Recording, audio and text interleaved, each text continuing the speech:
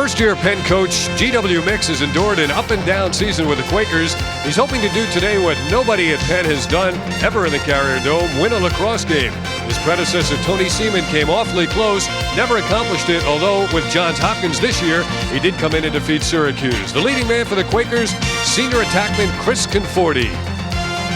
Super Sports, a production of Cook Cablevision of Syracuse, presents Syracuse Lacrosse. Today, it's the Penn Quakers who are 5-5, meeting the 6th-rated Syracuse Orangemen who are 7-2. And once again, we're inside the Carrier Dome where the Orangemen have been for the entire month of April. And for the first time this month, gorgeous weather outside, which may cut down on the crowd and some of the enthusiasm here in the Dome. Hi again, everybody. Dave Cohen and Dale Drypolcher. Syracuse got the wake-up call last week when they were down 10-4 against Rutgers. I don't think we'll see any kind of letdown today, do you, against Penn? No, I don't think so. I was out during warm-ups. They seem really excited about it, and of course they know that their destiny is they got to keep winning each game as they go up in the polls, and they're already asking, who else is playing today and what can happen if we win and they lose? So there's a lot of interest, and I think they're going to play very, very tough today. All right, the Penn Quakers, under a new coach who is a Penn graduate, G.W. Mix, a former assistant under Tony Seaman, will look a lot like they did under Tony. Yeah, I hate to say this, but it'll be a mix. It's going to be a little bit of him and a little bit of his predecessor. Well, on defense, we'll see probably a little bit of zone defense on occasion, maybe a lot. Some people have said it might be a complete zone defense. Anything to get an edge. Offensively, I think going to slow the ball down a little bit. Nobody wants to get into a running matchup with Syracuse because generally they're a little faster, and that's the same today. Syracuse middies may be a little smaller, but I think they're quicker than the middies from Pennsylvania. So I think they might slow it down offensively and choose when they want to score and try to do the best they can. Well, Syracuse is on a winning streak since the 2 early season losses to Johns Hopkins, as you said, and to North Carolina. And I think the difference in the Syracuse team offensively between the beginning of the year and now is everybody knew Tom Marechek was a bona fide star who could score one-on-one, but we've seen double teaming of Marechek. But since then, a guy like Tom Gilmartin has really come to the front as an offensive weapon, a one-on-one player. Absolutely. He's doubly famous as he plays for Syracuse because he does face-offs, and that's a really important aspect of the game. But he's big, he's strong. He got 5 goals last week. He can take long shots. One of the things I think Syracuse is looking for is somebody who's a strong shooter, put the ball on the cage, and Gilmartin can do it and has come along. So he's got to pick up the slack right there. He's done it so far. So they're looking more balanced. Marechek's not the only guy out there. You know, I was kidding the Syracuse equipment man, Kyle Federley. There was a horse that ran in one of the Derby preps called Kyle's Our Man, and the horse faded in the stretch. Well, Syracuse is in the stretch now, and they can ill afford to fade, and I think the spirits are such that they know what their mission is to get back here for the semis and the championship at the end of May. Oh, definitely, and as I said, just in watching them warm up and hearing them talk, I think they're ready. Rutgers, I think they learned a lesson, and the coaches felt they learned a lesson. So we'll see today. It's going to be a tough Penn team, there's no doubt about it, but I think Syracuse will prevail. And we'll be back with the starting lineups and the opening face-off right after this.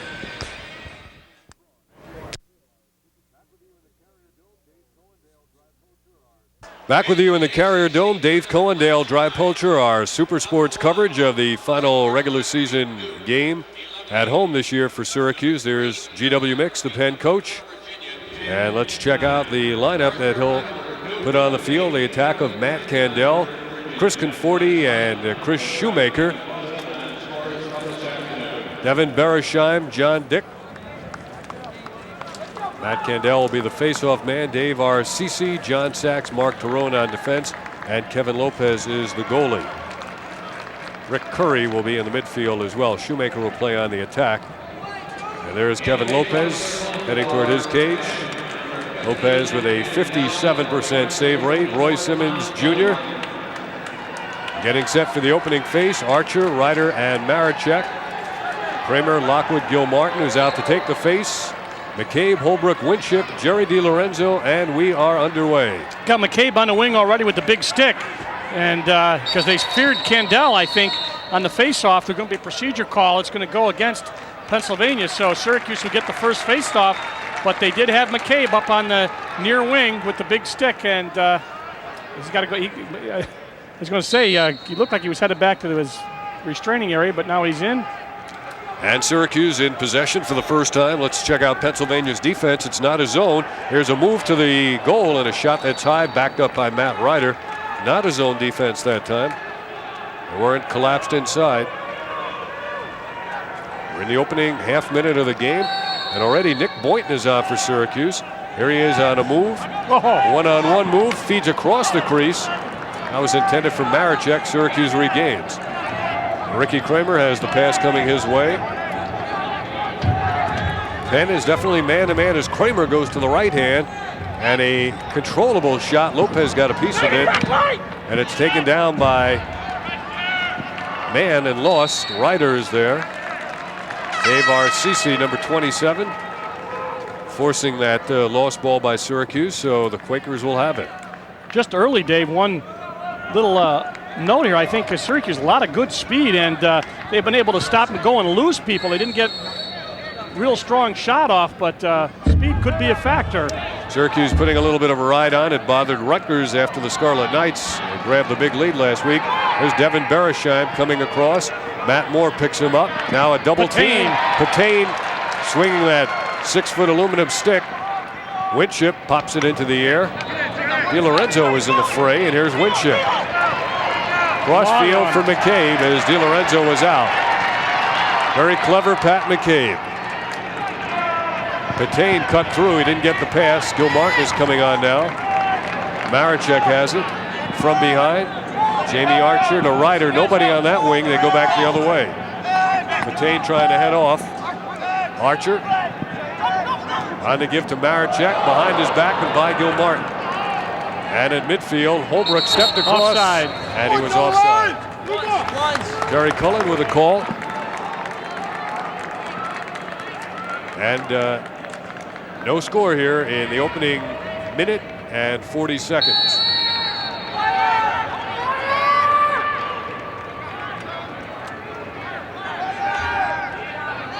Beresheim going behind now to Chris Conforti. A little difficult to read some of these numbers for the Penn Quakers. And not much contrast between the maroon and the blue. Very deliberate offense now by Pennsylvania. Well, as we talked, Dave, I didn't think that they wanted to get into a run and gun, so they're going to take their time. And there's Patain knocking the ball away from Devin Beresheim. Hacking in a hue in there, isn't he, with that big stick, and he causes a turnover. Syracuse and there's will have to Patain clear. heading off. He's had a couple of takeaways already in the game. Along with that big stick, Doyle and Moore out there with him. Off now.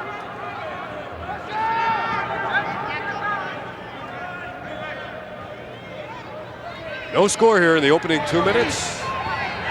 Ricky Kramer picks it off the turf. Kramer now down to RITER and Charlie Lockwood. They feed it to the crease. Maricek is sorting out his options, and he got the ball knocked away. Rick Curry now. And here comes Pennsylvania coming out of their end with Mark TARONE. Nice check. Great job by Jamie Archer, but let's see what we got. Offside against somebody. Must be against Syracuse. Watch him at the last minute. He's got a one-hand check, comes up, really knocks that ball, whips it right out of the stick, but it goes for naught as Syracuse is going to be man down for 30 seconds. First man down opportunity of the game. And we're nearly 3 minutes in, and we have no score. About the longest we've seen this year with no scoring at the start of a game. Pennsylvania 6-on-5. with the extra man opportunity now. Number 10 is Ryan Taylor. He's the point man. Conforti fed the crease, and there was Another penalty. Pat McCabe knocking down the would-be shooter. Not only did he knock him down, he clobbered him. Watch McCabe. This guy really throws the body around. He's about 5'10", 180, 185, but watch, he sees the man make the move, and he slides over. Hey, good check. And DiLorenzo got a save there.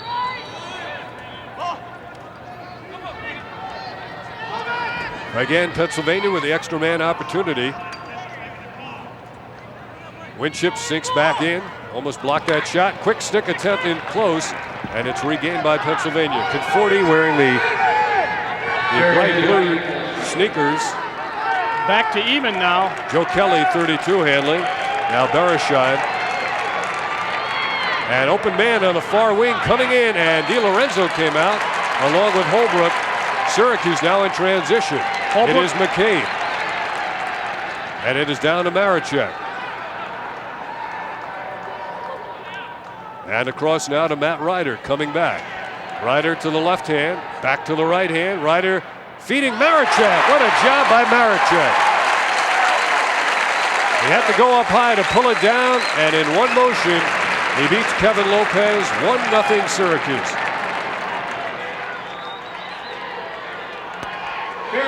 Interesting on this because they take the ball back down behind right here, and now he's looking, hold it right there. Now he's going to look for this guy to make a move, and he alley-oops it, and he goes way up in the air. Drives him back, turns him around, so RITER's now looking, where's my help? Hold it right there. You see this guy slid all the way over this way. It leaves him open, and they put it way up in the air, and watch the quick stick right over his head as he let 27 slide by. And he knew exactly where to go with a shot, did Tom Maricek. 1-0 Syracuse. Nice play. Bob Fazy was on to take the face, which was won by the Orange. Matt RITER. And now Jamie Archer. Archer being defended by doubled Mark TARONE. And Pennsylvania may come away with it. They will. They did double the ball. That was, I'm going to check the number, Dave. It's very difficult to see some of these numbers. Mark TARONE is number 7. Right. That was Sachs, the guy that jumped, number 39. Also bent his stick. He'll have to get that straightened out and clear for Pennsylvania. Attempt. In the midfield area. It's pulled down by Joe Kelly. His pass ahead is now played by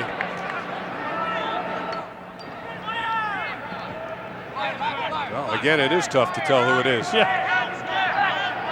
Thought I was kidding you before the game in the warm-ups when I mentioned that, didn't you? Here's Pat McCabe, no doubt who's got it now.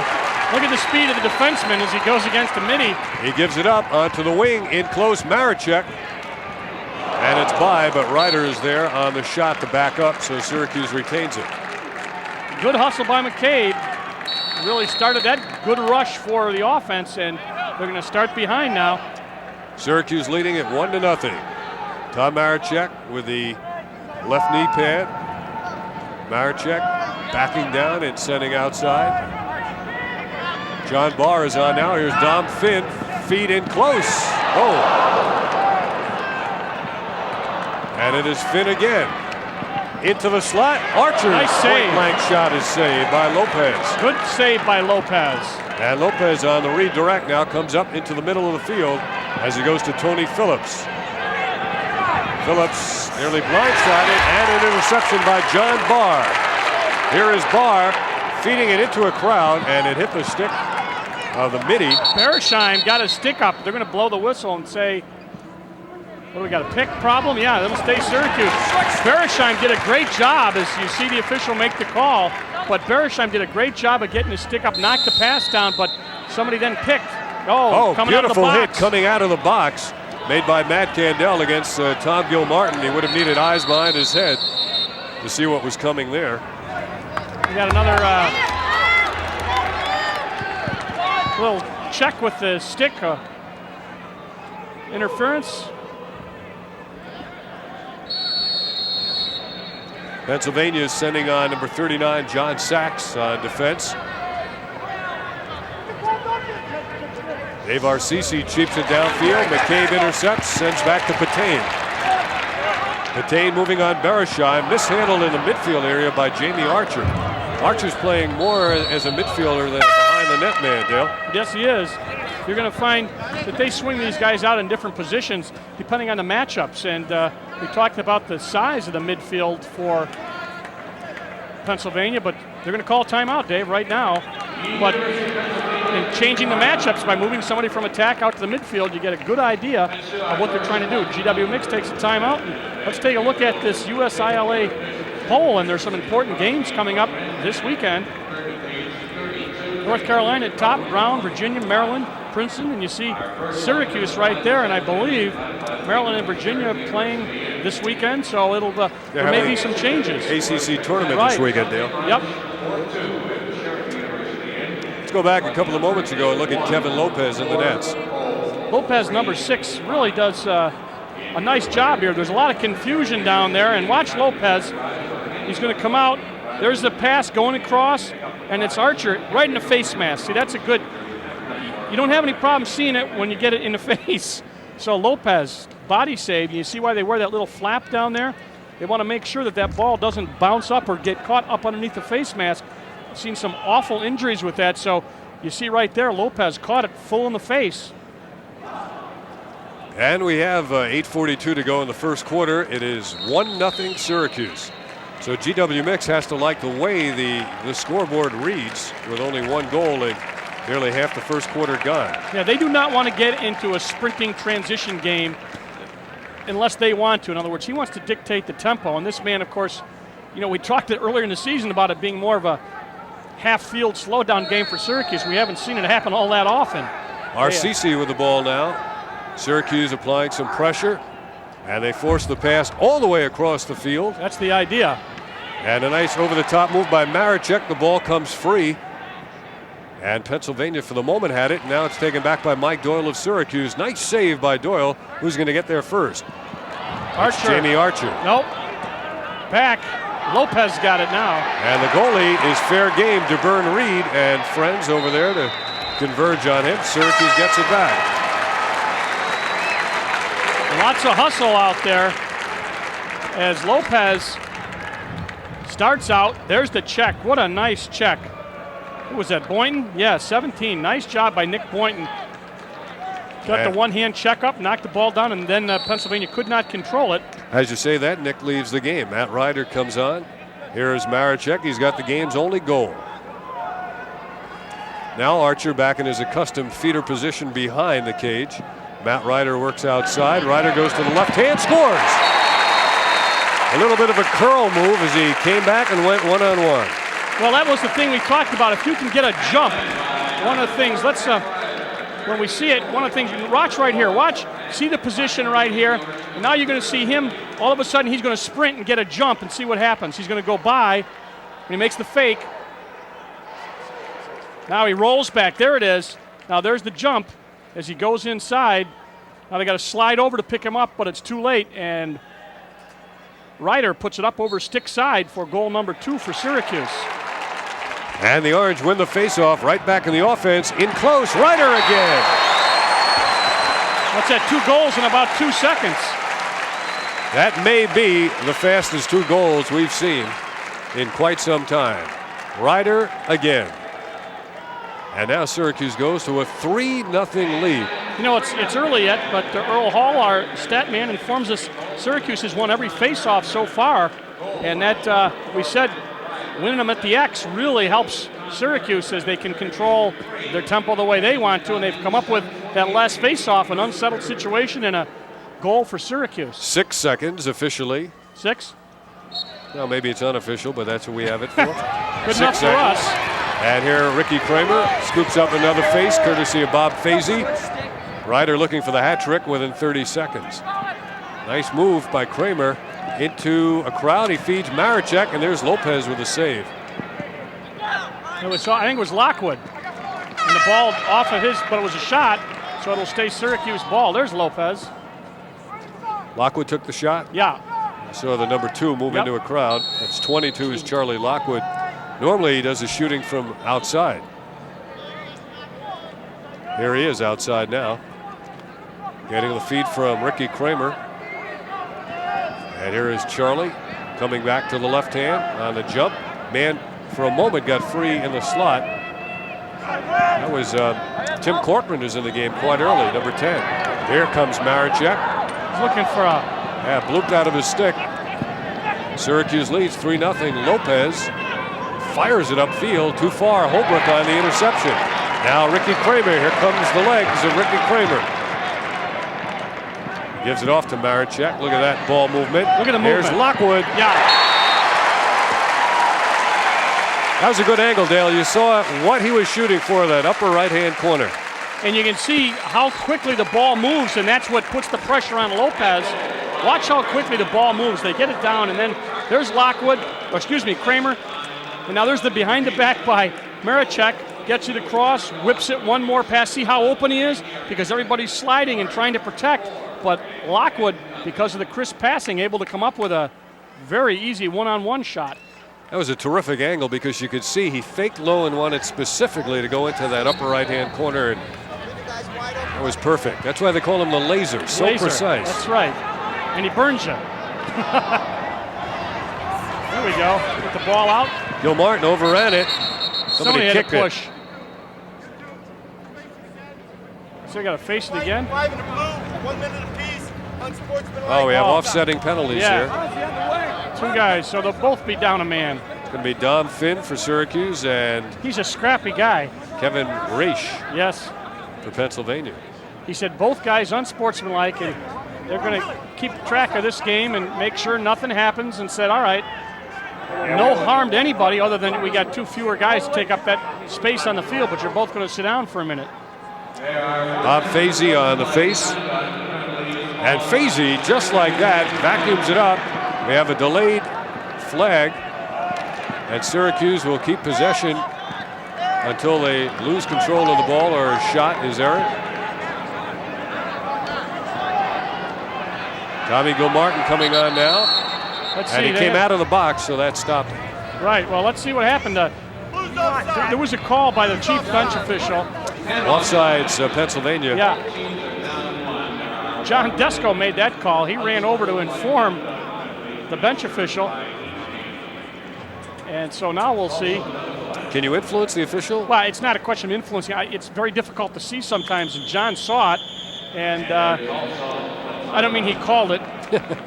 Yes, you do. Well, all righty. Well, Philly Natoli is the chief bench official, and he wouldn't have done it if it wasn't there. And now Syracuse takes a timeout with 6 minutes, 14 seconds to go. 4-0 Orangemen. Maricek with a goal, Ryder with 2, and Lockwood with a goal. The next action from Super Sports, the Division I NCAA lacrosse playoffs. We're not sure as of yet, of course, about the time and the place and the date, but we'll let you know. Yeah, we'll let you know. You know, as you look at this game, Dave, so far, I'd have to say that one of the things is that Pennsylvania has not really been successful clearing the ball. They've had to just kind of throw it out a couple of times, hoping for the best. Not a real good situation for them. You don't want to do that against Syracuse, because if you do lose a clear like that, it often results in an unsettled fast break going back the other way. So Pennsylvania, a little trouble clearing the ball. On the other hand, Syracuse riding really well, and I think that's their strategy. Penn's credited with 3 shots. I can only remember 1. They haven't had the ball very much on offense. Well, that's one of the keys when you play Syracuse. You got to get the shots off. Remember how Rutgers had them outshot at one point, and then Syracuse came back and blistered them in terms of shots. But it was one of those, if we take enough shots, some of them will go in, and they did really pepper Rutgers. But GW Mix is down by 4 with 6:14 left in the first quarter. I believe he was coach of the year at Franklin and Marshall. Yeah, he was there for 3 years. Yep. Now the new coach at Franklin Marshall is former Syracuse Orangeman, right? Yep, Durgel. Oh, there it is. High bouncing shot by Gilmartin, and that one just got over the right shoulder of Kevin Lopez. And the man we talked about prior to the game, Gilmartin, now gives Syracuse a 5-0 lead. And usually bounce shots are played well by goalies in the Dome because they're predictable. Well, one thing, they gave him a whole lot of space, and one of the things that happens is that he's the kind of guy, he did it against Rutgers, he'll take a 15 or 20-yard shot, and boy, that really loosens people up. Then they got to say, oh boy, we got to either stay tight on him, and he was kind of a zone buster against Rutgers, did a nice job, and comes up with goal number 5. 5'9" goalie Kevin Lopez saw that one bounce over his shoulder. Fazy wins another one, and he has it taken away. Played by Penn at midfield, one of the few times they've had the ball in the last 5 minutes. Glinsky back to Conforti, and played from behind now by Andy Lipitsky on Patain. Patain took away that angle of pursuit. Look at that. Nice wrap check by Patain. Matt Moore and Winship scooping it up. Great defense. Great jump. Kramer has it. Everybody's even now. Syracuse has to send out an offensive man or two. Gilmartin and Finn come on. Gilmartin gets it. Now they got to remember that the last time he got the ball, he took a 15, 18-yard shot. What happened to the zone defense we heard about? Well, they just said that was a possibility. I haven't seen anything of it, but it's early. The Orange may get this back. They do. Finn still has it, loses it. Being pursued by John Sachs. Finn picks it up. Down he goes, but he gets the pass to Gilmartin. And a nice shovel across to Kramer.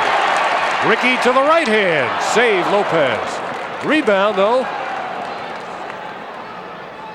Pennsylvania should get this, but Winship is waiting. He reached over legally, and the Orange get it back.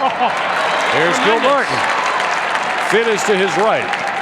Unsettled, and Gilmartin slows it down. Now Don Finn. Offside against Pennsylvania. Flag is down. Finn Nope. fed into a crowd. It was intercepted, and now we'll get the whistle. Pennsylvania is offside. Rick Curry, 25, was off, and then after he saw the flag, he did what everybody does.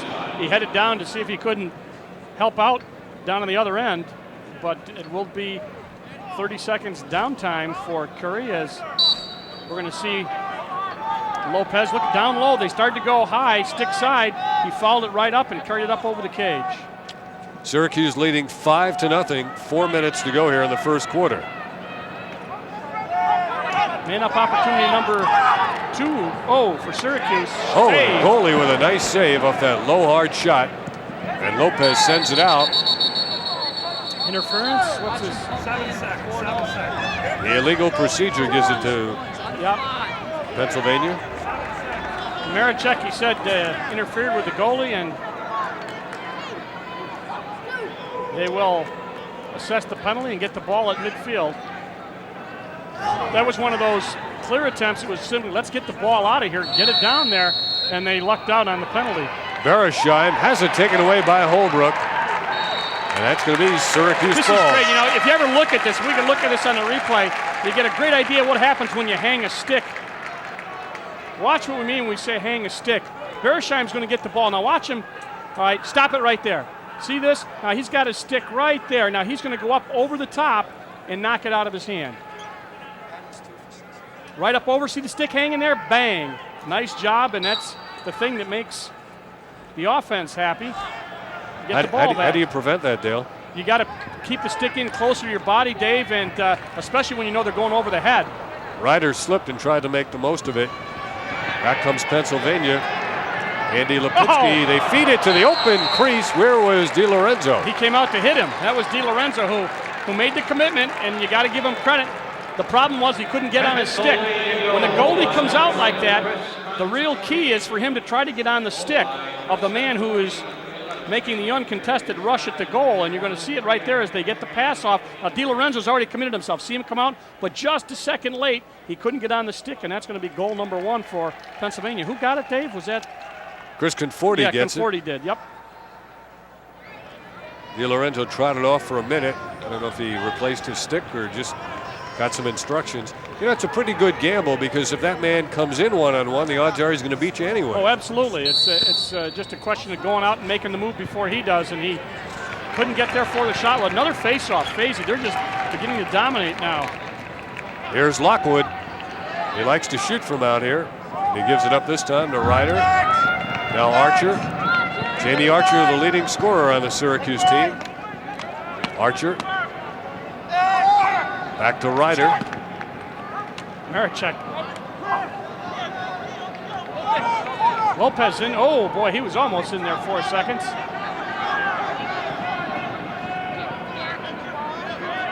Pennsylvania throwing it down the sideline and losing it. And Holbrook has been very busy. Picks it up. He and Winship have really been doing a job. Just what I mentioned before. Not good at clearing the ball at this point. McCabe now to Kramer. Ricky into his gallop. Ricky didn't hang his stick. Nice feed to Lockwood. And he gets it to Marichek. Just missed it behind the back. And he gets his own rebound. That would have been pretty. Lockwood with a fake. Well, they're peppering Lopez. And really nice job. They're up to 14 shots. and only 4 for Pennsylvania. So you're getting an idea that the offense in Syracuse is putting the pressure on when you get that many. And these are good shots, most of them good shots on goal.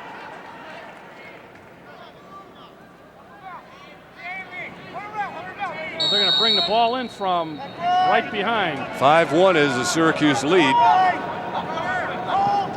Mark TARONE applying the defense. And here is RITER to Lockwood, who comes outside with 2 minutes and 5 seconds to go. He gets the step, doesn't have the angle, and he throws it away, intended for RITER. See what happened when he breaks off there and somebody comes out to slides over to play him. They got an unbalanced situation. It's a 2-on-1. He tried to pass back to the man who was open, but it was an errant pass, so Syracuse will not have an offensive opportunity now. Now they'll have to play a little defense as Pennsylvania goes over to play the ball. Now John Sachs. Into the middle he goes. John Mann giving it up. And Penn starts out from behind. The full gallop by Candell. Now here's that delay, that weave sort of offense. Joe Kelly.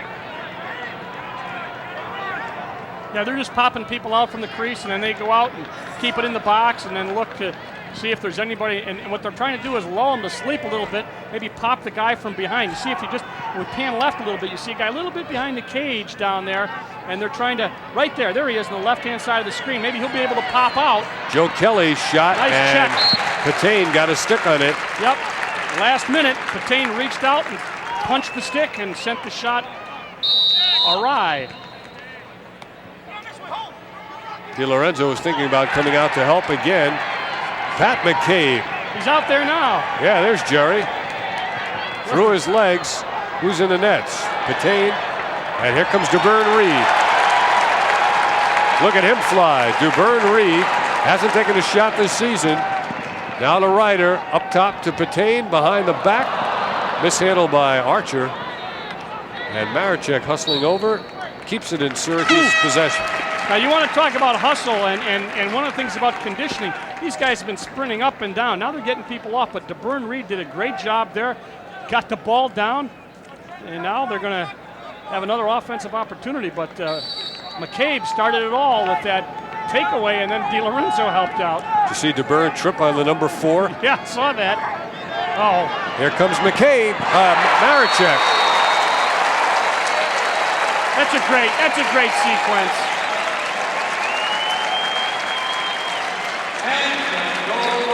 We're going to take a look at this on the replay. Then we'll stop and just see what he does. Watch how he sets him up. He's coming this way, so you got to play him that way. All right, go ahead, let her go. Now watch, see the plain stick. He fakes the shot.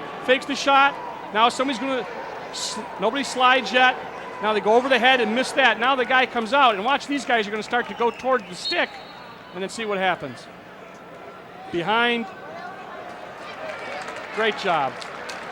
And it is 6-1 now. We're into the final 20 seconds of the quarter. Dom Finn. John Barr is coming on. There he is, number 30, calling for it. Finn spin. And Barr on the miss. Gil Martin takes a hit. And this first quarter is over. So an excellent first quarter for Syracuse, as they take a 6-1 lead after the first 15 minutes. And we'll be back with our Super Sports coverage right after these words.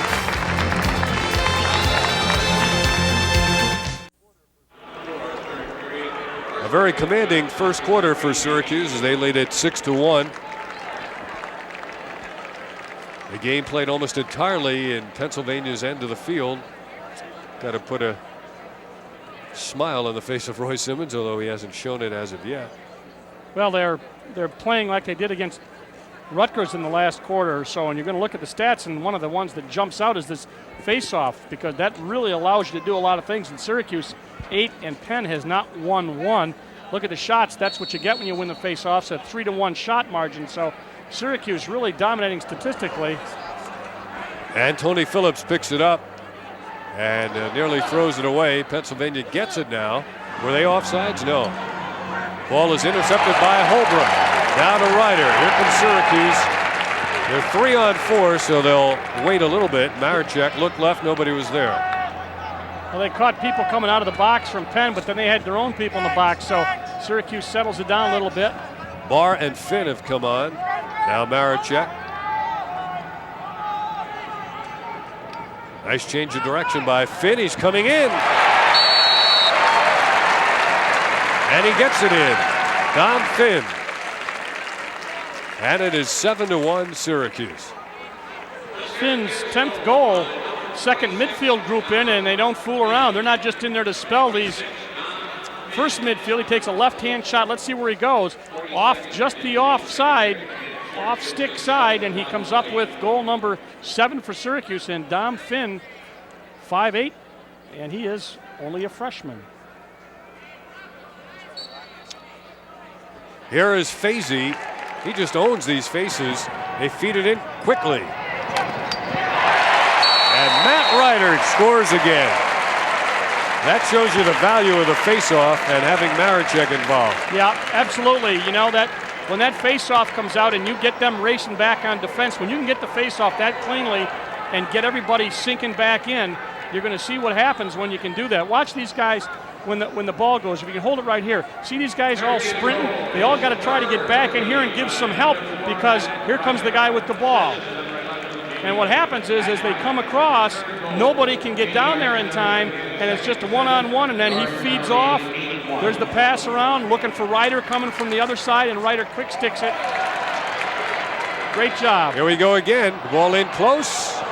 And Jamie Archer took a hit as he went down in the crease. He's okay.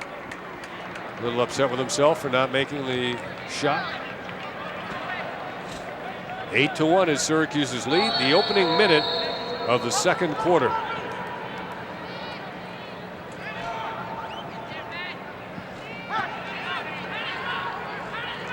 Pennsylvania credited with 5 shots in the game. No saves for Jerry DiLorenzo. Yeah, the one I thought he had happened after the penalties had actually been called, so none for DiLorenzo. Pennsylvania 5-5 in the year. They go from Syracuse next to face Stony Brook, and then they have North Carolina. So it's an up and down season and an up and down schedule. On the stick. That was McCabe, who now gets out for the outlet. Riders can't save. I think that's Dick, number 8, that hung the stick back, and Syracuse, they'll go over your head and they'll try to take it away, and it's an aggressive defense.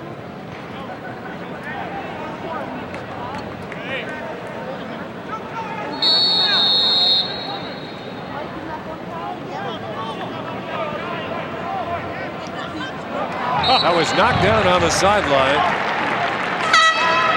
They contest everything. Ryder just all over the place. Now playing attack because he went up and knocked the ball back, but he's also playing defense. The ball stuck in a sign over there for laser lock, but watch Ryder go up. Watch this. That's hustle. Knocks the ball down out of bounds, but contesting everything and really making Penn work on the clears, and that's really a good strategy. Now Pennsylvania coming up, looking to get some kind of offense going. 19 is Rob Dolsky. Somebody open. There's Conforti. He's got the only goal. Taylor, that big middy's in. 6'4" kid from California's in. Joe Kelly, 32. And Penn will work from behind. Conforti open to the near side. He has it now on Holbrook. Holbrook's been masterful with his stick. That's a goal. A quick pop out off the screen. And Pennsylvania gets their second goal of the game. Joe Kelly comes up with the score. For Joe Kelly, that's his 7th goal of the year. Kelly really in the right position and able to do a nice job with the stick. A little bit of a sweep by Conforti, and then he just takes a quick shot, and DiLorenzo down, and the ball went offside to his left. And Kelly comes up with the second goal for Pennsylvania, his first.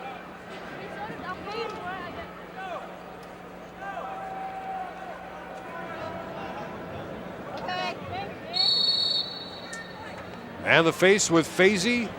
He'll let his teammate pick it up. Lockwood. He's getting a lot of help from his wing people, but he's doing a great job of controlling that ball. Holbrook's pass intercepted by Conforti. Archer took a swipe at him. Pennsylvania now. Beresheim. They get it down low. Here's a one-on-one move by John Dick. He feeds and a score for Pennsylvania. That's a goal. 2 in a row by the Quakers. It's Beresheim, and it is an 8-3 game. Well, watch where this shot goes. It goes high, and it'll go up. DiLorenzo is tracking here, but watch. Now the ball goes across. Ooh, not able to react in time. You see he followed through well, but the ball beat him, and that'll be goal number 3, and still no saves for DiLorenzo. And that was 7th shot for Penn. Syracuse has Hans Schmidt coming in with a big stick from the far wing, but here's Gil Martin into the gallop. Freddie Amaya is on. Jamie Archer out to Finn. John Barr now gets it. Pennsylvania's been man-to-man the entire game on defense.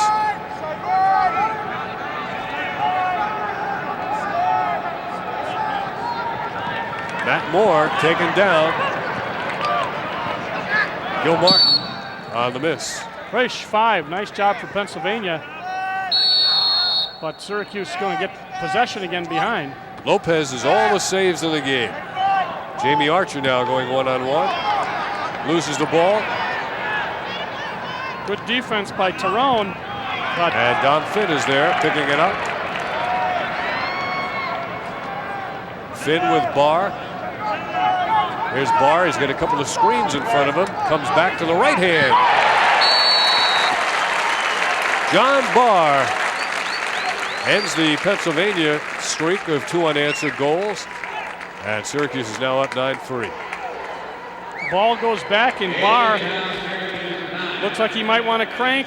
Then he decides he's going to penetrate a little bit and let Gil Martin clear off the crease. And he takes him in an inside dodge and then takes out. Just caught the inside pipe on the offside. Very nice view of it. Yeah, great John job. Barr. John's biggest goal scorer in game 3 at Dartmouth. 2 against Hofstra, and he's got 1 now today. Good Gil job. Martin is strong. Yeah, he's playing man there, and still no face-off yet. It's going to be John Pennsylvania. Sachs, nice scoop of the ground ball. Gil Martin and Hans Schmidt get back.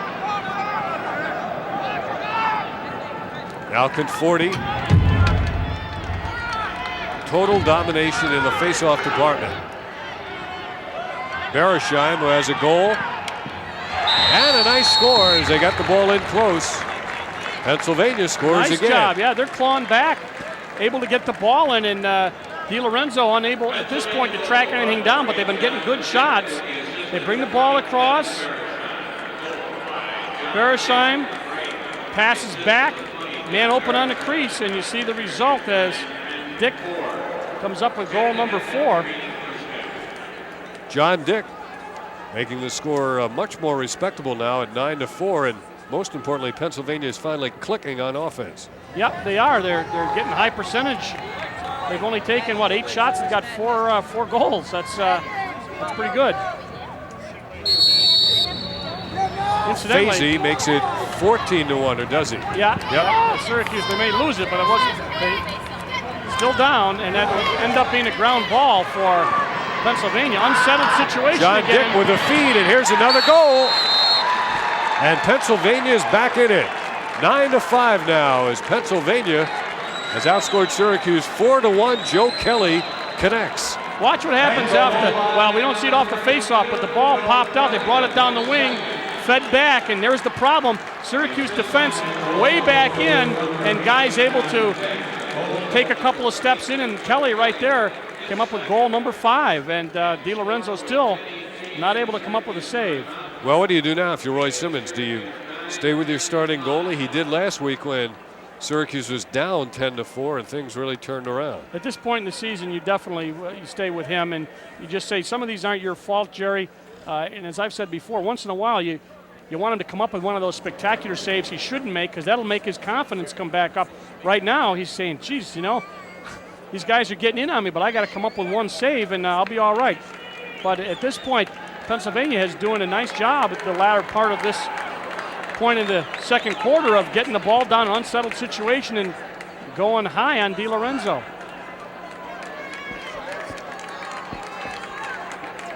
GW Mix has to like the way things are going now. His team held Syracuse to 1 goal in about the first 8 minutes of the game. And the Orange exploded. And now it's a 9-5 score. Todd Stratton, by the way, Winship bleeding from the nose, is going to take a little rest, and he'll be replaced by Stratton, who was in a contest basically with Winship last year, and they started every other game, and now nice clamp and draw out by Fazy, but their wingmen are from Pennsylvania are coming up with the face. Matt Candell loses it. A lot of white shirts there. Fazy pops it in the air. Penn pulls it down. Phillips now. And that's a bad pass intended for Lipitsky.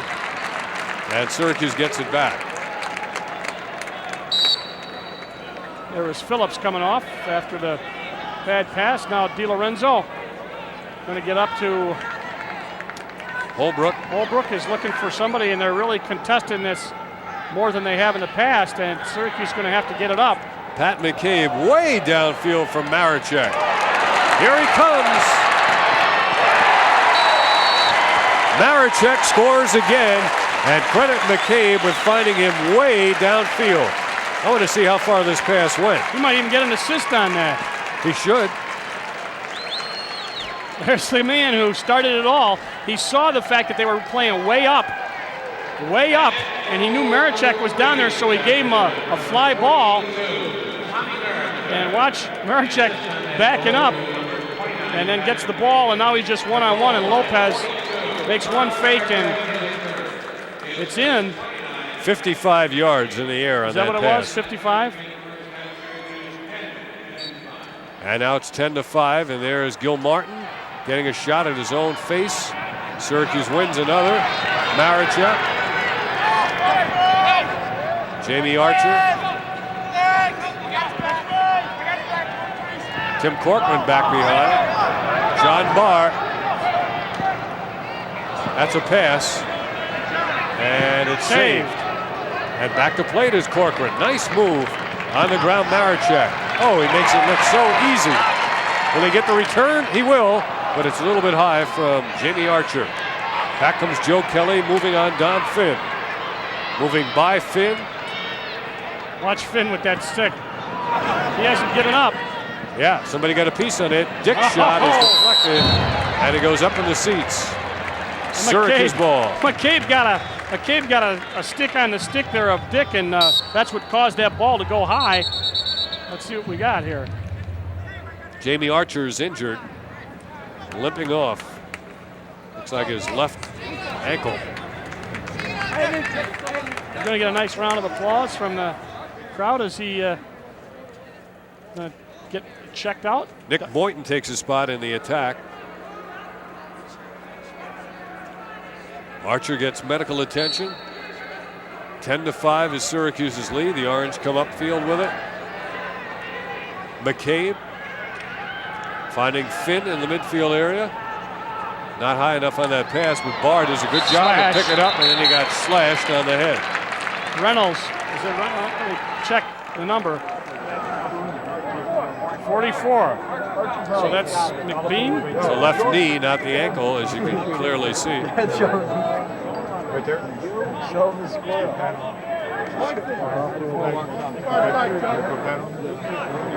Jamie Archer, the sophomore from Nottingham, and the leading scorer for Syracuse.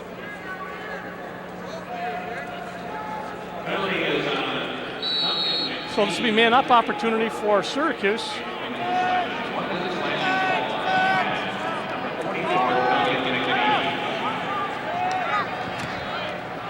Yes. Lockwood's shot took a while to get there, didn't it? Yeah. What happened? I think there was a stick on it, and it kind of slowed it down, but it went in anyway, and Syracuse now goes 2 of 4 on extra man, and we'll check out and see if we can see what happens. Watch Lockwood. See, there he is. Going to take a left-hand shot. Oh, it hit a Quaker. Oh, look at that spin. Yeah. Wow. Nice English. Only way he could have played it.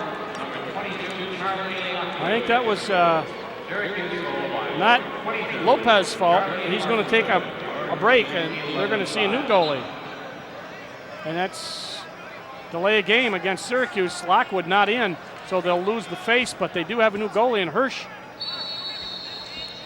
What a shot that was. Did you see the English? Wow. That was off a buttock. I'll tell you that. That must have hurt. Lockwood gets credit for the goal. Here's Conforti, and there's Holbrook going over the top. This time, hold. They generally give He you a gets hold called. on this. Let's see. Unless you strangle him. Yeah. That'll be a hold. Watch. Well, there's actually kind of a ward there, but then Holbrook goes up over his head, which he has done all day. He and Winship are not afraid to go over the head. Conforti's been robbed a couple times, but he comes out with a 30-second opportunity, so second man-up opportunity for Penn. They feed the crease. And they make it. And they get it. Devin Beresheim makes it 11-6. They have had luck getting that ball in there. That was a man-up opportunity, but they've had luck getting the ball into the crease, and then they just turn and fire. Watch. Let him go. Somebody got beat. The jump, and I'm not sure who it was. Mike Doyle is defending. Like Doyle, one of the defensive middies, called for a pinpoint pass. They got it. So Conforti comes up with an assist. Nice pass by Conforti.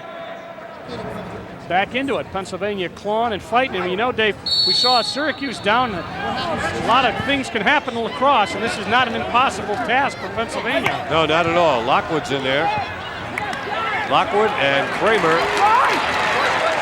And those two are stride for stride, but the pass instead goes to Maricek. And he initiates Jeff Hirsch into the action. Maricek gets his fourth goal of the half. Here's the real good look at the ground ball situation. Kramer, nice job of coming up with the ground ball, looking for some help. Nice cut, and then you see there, wow, the problem there is the speed, Dave, you know. That's a well-placed shot, and boy, you don't want to be in front of that one. It's almost as if you can't react to the shot. You just have to take a guess and put your stick in one area. That's right. Fazy again. Back to Dom Finn. Lockwood's to his right. Finn goes in. He scores. Second goal of the game for Dom Finn, and it's now 13-6. What's happened? Pennsylvania not able to mount anything where they can get up on anything. Syracuse keeps answering them back, and Finn, after that face-off, another one of those face-off goals. Watch what happens here. This is not slow motion. That's right. Fazy up with it. Looks, takes it back. Sees Finn sprinting. Nobody slides. They come over too late to pick up Finn. You see how much time he had to move down there. Glinsky was the closest guy to him. But and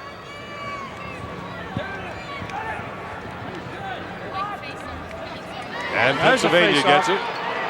Fazy from behind trying to time it. DiLorenzo made a save yet? No, not yet.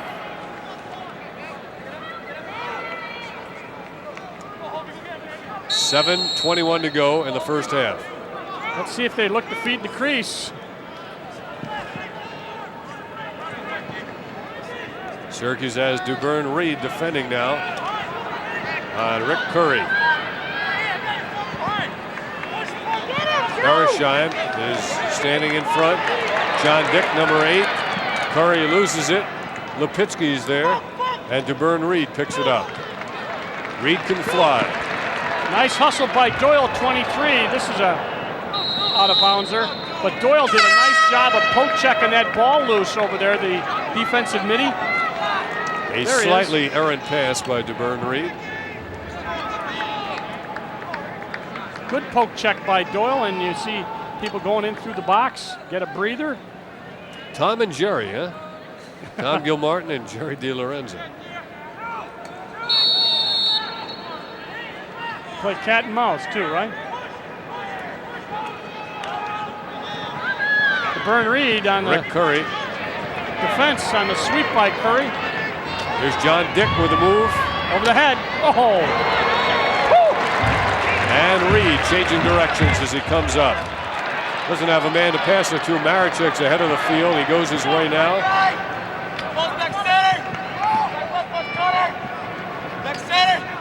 Archer is out of the game with a knee injury to his left knee. Nick Boynton has replaced him.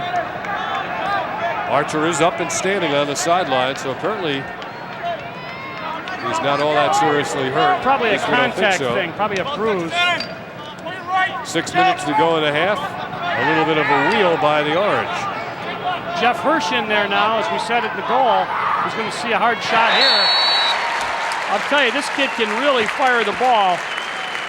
I don't know if he did see the hard shot.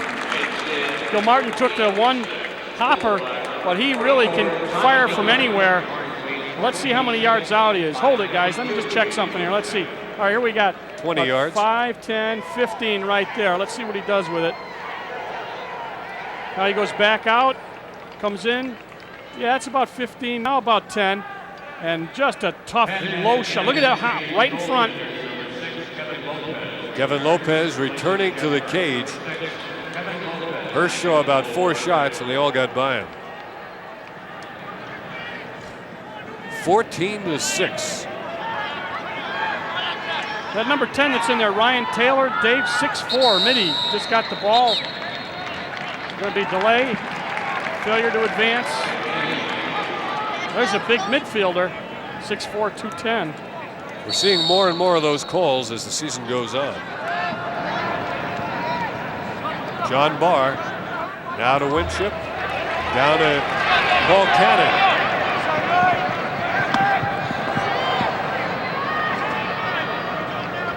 And it'll become 10 ball. One thing I have noticed, Syracuse, Dave, from the Johns Hopkins game, improved immeasurably in where they're looking for the pass and making the pass and looking for guys open. I think that's one of the things. This is a kind of a young team in terms of experience, and that's the thing that you really look for. They're looking to make that pass and doing a nice job. And that kid right there is going to be back, I'm sure, if not today. He's not hurt that badly. Deflected by Marichek, who is flying down the field. Now Nick Boynton goes to Marichek. What a pass by Nick Boynton. I didn't think he had any shot of delivering that ball. Nick Boynton, after Marichek broke up the play at midfield.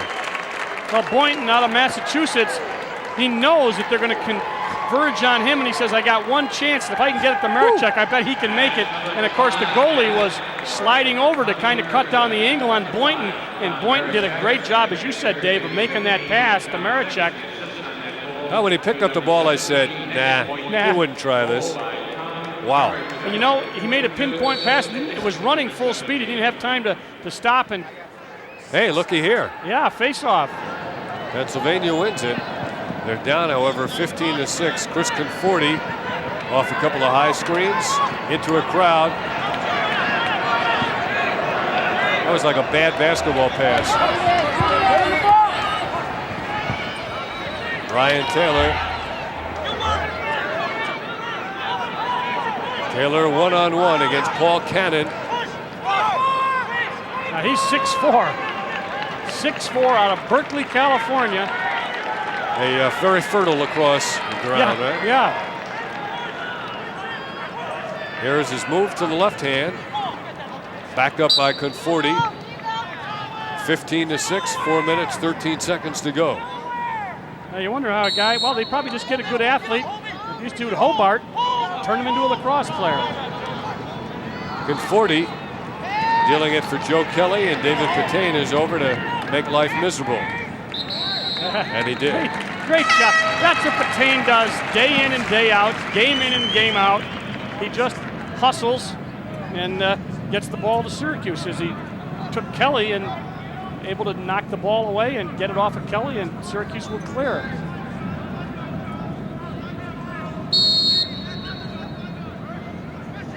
Now we're under 4 minutes to go. Holbrook with a nice dodge and a pass in midfield to Gilmartin. Oh, he put it on from way outside. Intercepted by Corcoran. Nick Boynton was decked. Yeah, push.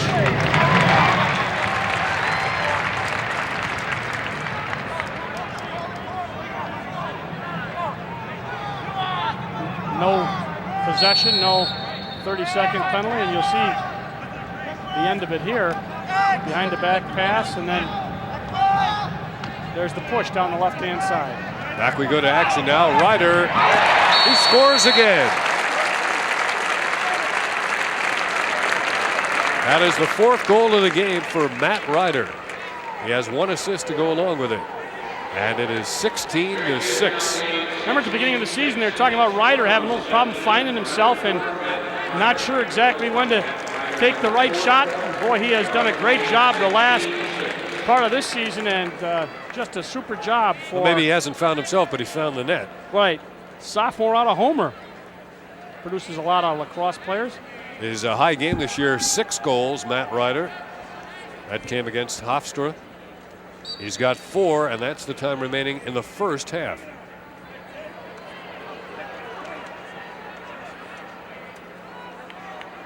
This guy's really... They signal possession, so it'll Ricky go to Kramer Syracuse takes way. a shove. Maricek sends it back. And a great save by Lopez and Archer. And Fazy is in there. He lost it, but it becomes a pass. And Kramer hustles it down. Unsettled situation, now a flag down. Oh,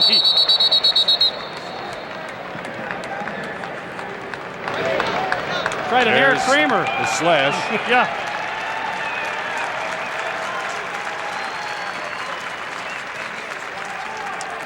(16-6) is the score. And Syracuse will have the extra man opportunity. Watch Lopez. He's going to be down, and Archer, a nice job. He fouls it up, not able to keep that rebound, and of course that's tough. Here's the man up situation, 1 of 2. Archer without a goal. Only once this year has he gone through a game without a goal. That was North Carolina.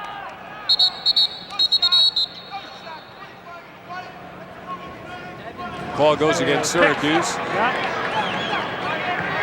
He called it, I believe, on 25, Boland. Yeah, it was on Andrew Boland. An illegal pick, was it? Yeah, there he is. See him moving right there. Andy came out practicing his orange high tops. He's changed, though, so he's not that easy to spot anymore. Pennsylvania works it down. Di Lorenzo comes up with it. he throws his stick up in the air. Maricek has it. Jamie Archer through the legs, and he gets his goal.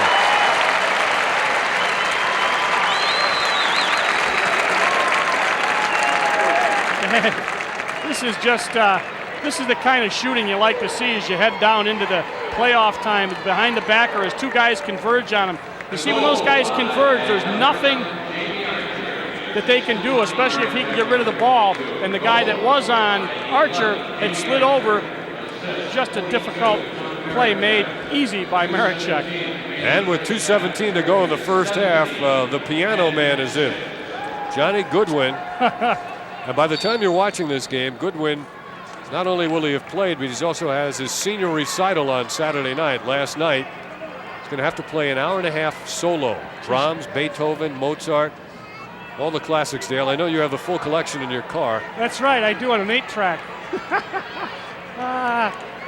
I'll tell you one thing, he better make sure he doesn't get his fingers mashed. Yes, Professor William Goodrum is a little bit concerned about that.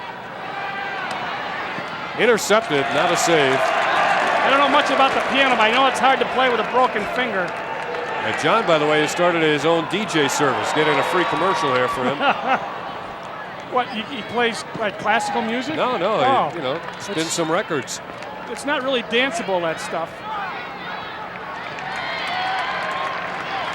Nice takeaway by TARONE. Minute 25 to go.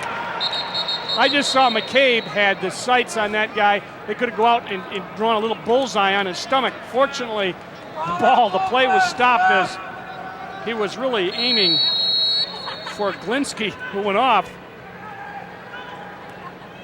Play continues, and a score by Pennsylvania as Beresheim came in and got the goal. Yeah, a little discussion about who had Beresheim. And they have had people able to get loose. Actually, about 7 times they've had to get loose because that's what the score is. And most of them have been kind of unsettled situations where somebody gets loose and is right on the crease on top of DiLorenzo. Not close, however, 17-7. Well, you got to wonder about your concentration level when you got a 10-goal lead, but that's, again, something you have to work on. I'm thinking about the Coors Light halftime highlights. I want to see that shot that bounced and went into the cage. Yeah, off the kid's buttock. Whoa. Back the other way with a minute to go in the first half. The Quakers down by 10. Conforti feeding up top to Kelly. Gets a step on Kramer. Here it is. They're changing people now. This is where they've been able to, on a couple of occasions, get people loose. Oh, McCabe got beat over the head. Bad shot by John Dick. He made the good move. Shot it just high. When you do that over the head check, and you know, when they scout, they know these guys do it. If you can beat it, you're open, and Dick couldn't get a good shot on the cage. Let's see what they... Now Conforti, there's a big stack in front. Here come the Orange men with half a minute to go. Patain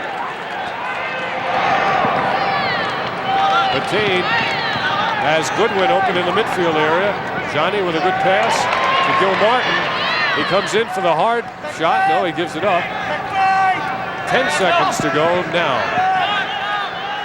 Maricek. Kramer. Crowd wants a shot and a save by Lopez. And there's Goodwin battling on the rebound.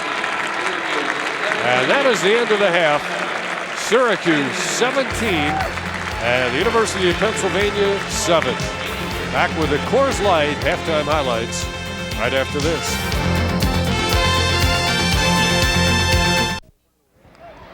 Back in the Carrier Dome as Syracuse plays their final regular season home game. They have a 10-goal lead at the half. Hi again, everybody. Dave Cohen and Dale Drypulcher. You know, it pays to be good and it pays to be lucky, as we'll see in the Coors Light halftime highlights.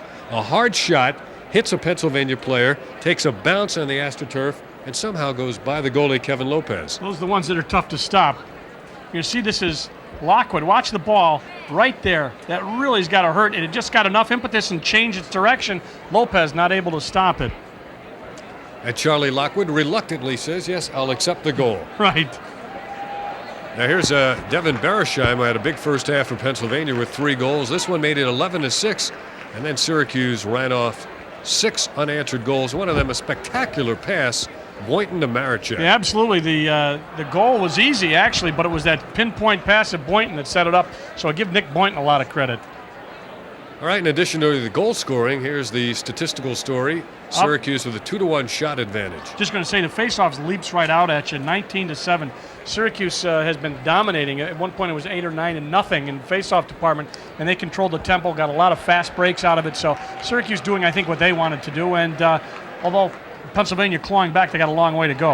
Well, what was surprising is Pennsylvania never did come out in any kind of zone defense after we speculated they might do precisely that. Absolutely, and they haven't had a chance to slow the ball down because Syracuse wins the face-offs, and it's been an up-tempo run down and put the ball in the hole.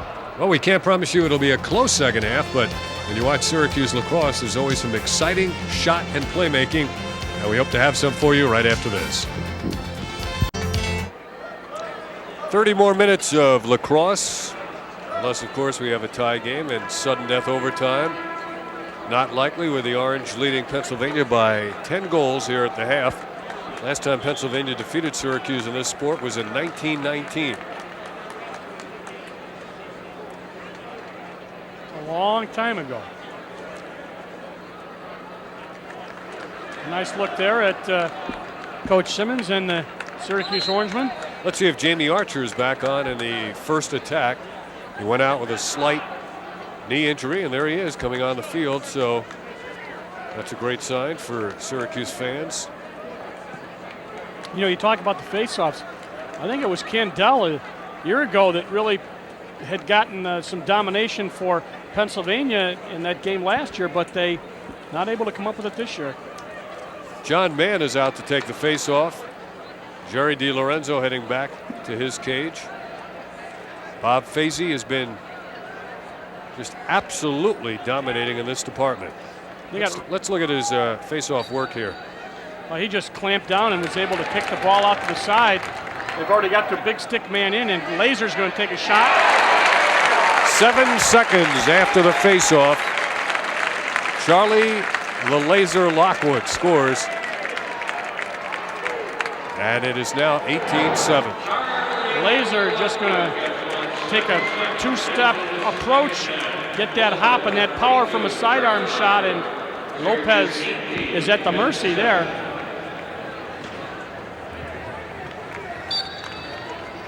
And back we go again. Fazy losing a face-off, one of the very infrequent times. Man, up with that for Pennsylvania. And now the Quakers get it to Conforti. They look like to me offside. And Conforti, as he passed, stepped on the line. He was out of bounds. Nope. Let's see what the discussion was. They were not offside. Look, they appeared to be. But it will be Syracuse clearing. DiLorenzo is going to have a man in his face. He gives it up quickly now to Holbrook. And smart movement to Andy Bolin. He's hemmed in. Knocked out of his stick, but Kramer picks it up. Ricky dealing behind to Nick Boynton. Archer's out of the game. No, he's got it. He's in the game. Yeah. I thought with Boynton on, maybe Archer was out. Instead, it's an attack of Maricek, Boynton, and Archer. Well, they bring Boynton up on the crease, put Maricek behind with Archer. Now they run the 1-4. At least now it's out of 1-4. And Ryder's out there as well. A lot of attackmen on, huh? Yeah, Ryder might as well be a midfielder. Look at him stacking up on the crease there and then just running cutters. They run this offense from behind looking for a cutter. Now Archer's going to take it himself.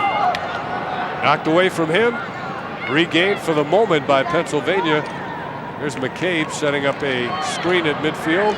Penn has it. They hung a stick. Winship got it. Penn gets it back. And John Dick's pass for Chris Conforti not handled. Just Winship behind him. to Holbrook.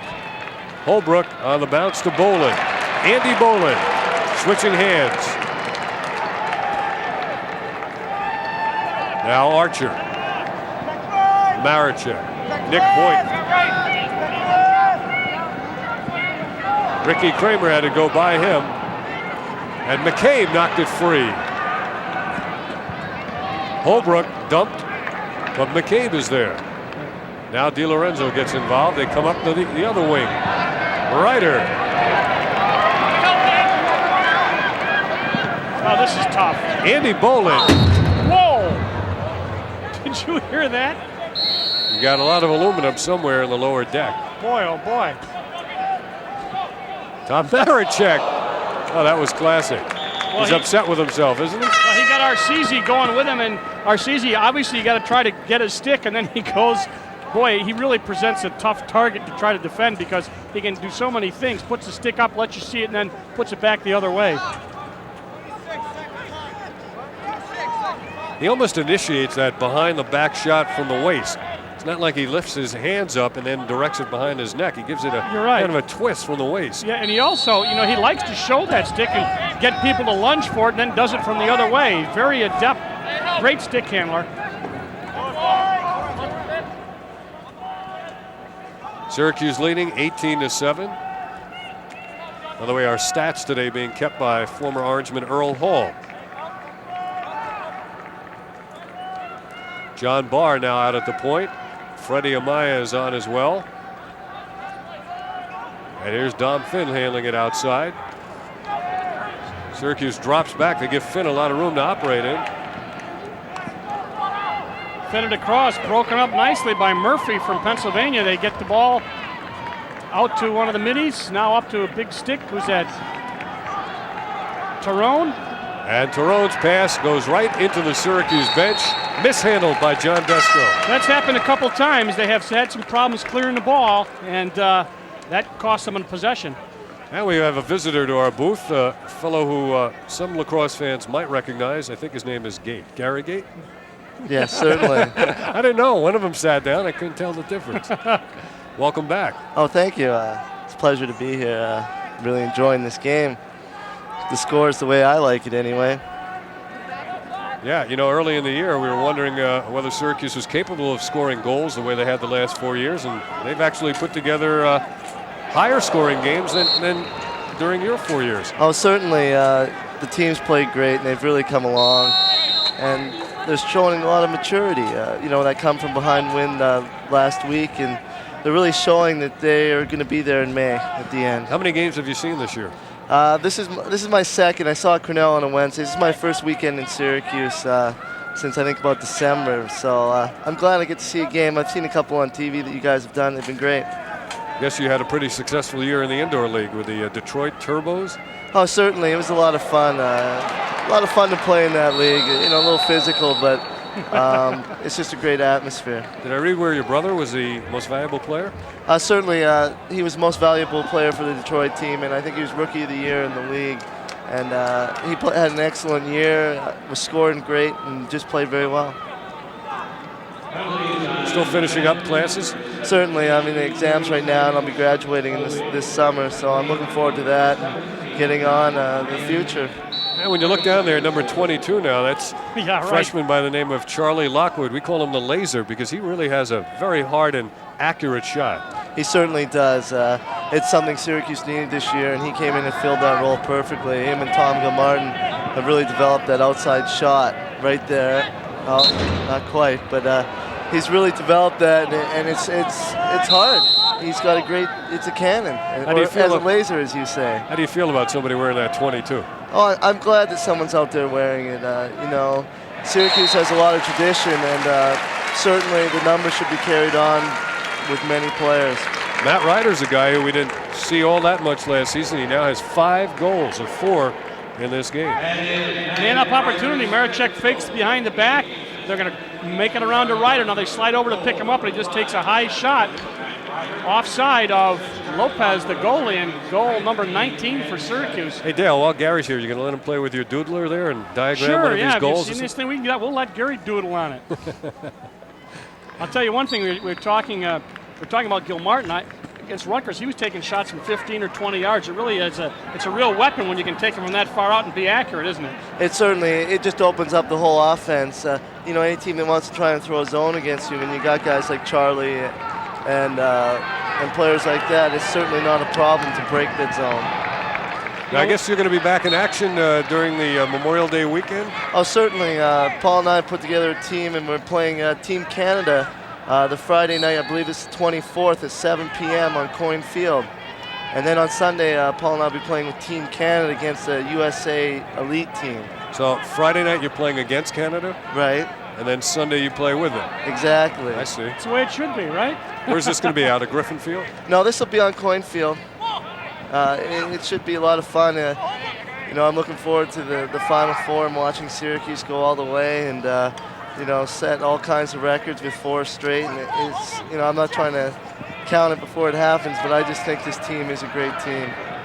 Now, correct me if I'm wrong. Isn't this the team that where we got Air Gate started? Wasn't it against Pennsylvania? Oh, I believe it was. That was a tough-fought game.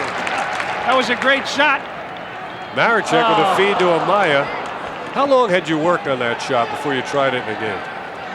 Well, we work on a lot of different things. You know, I get out there with guys like Charlie Lockwood and Tom Marichek, even nowadays, you know, after practices, and we do a lot of different things, and it's a matter of taking the time and having the nerve to try it in a game. You mean there's still some innovations left in this game? Oh, there's certainly a lot of different shots.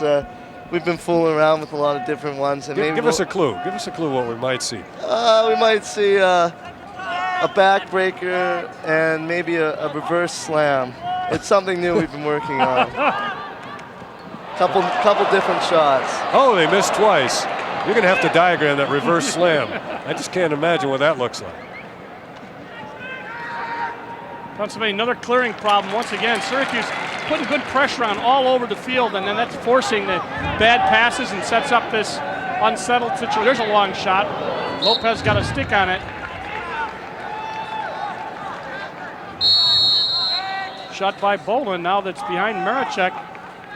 So we still have a Canadian connection out there, right? Oh, certainly. Tom's just having a great game today. He is. Before he got here, we were talking, and he was really up for the game, and he told me he was going to have 7 goals today, and I think he's got 5 now. You're right. He's well on his way, and he's just having a great game.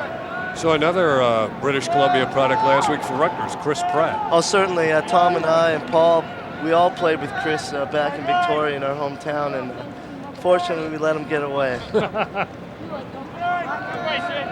It is 19-7. Gary Gate has joined Dale here in the booth.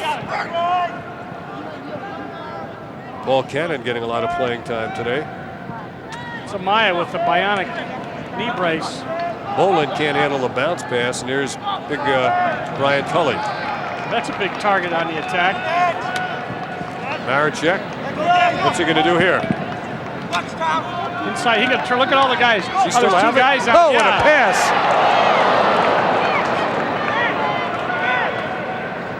There's another one of those passes. Oh, nice one this time.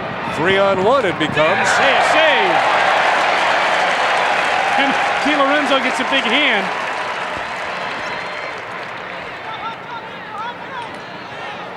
Lots of aluminum out there now. It's going to be man-up opportunity for Pennsylvania. Gary, what other former Syracuse players played in the indoor league? Well, actually, in Detroit, we had the pleasure of playing with Dan Pratt, who we played with in 1987, our freshman year. So he plays in that, as well as Todd Curry, Brad Kotz. Now I can't think.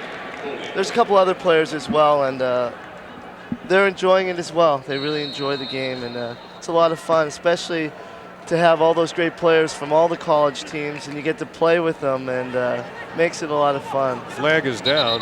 Does anybody have a rocket type of contract in that league? Oh, certainly not. It's something we do for fun. It's, you know, lacrosse, you don't play lacrosse to be professional, and they call it professional lacrosse, but I can attest barely to the fact that right? it's barely professional.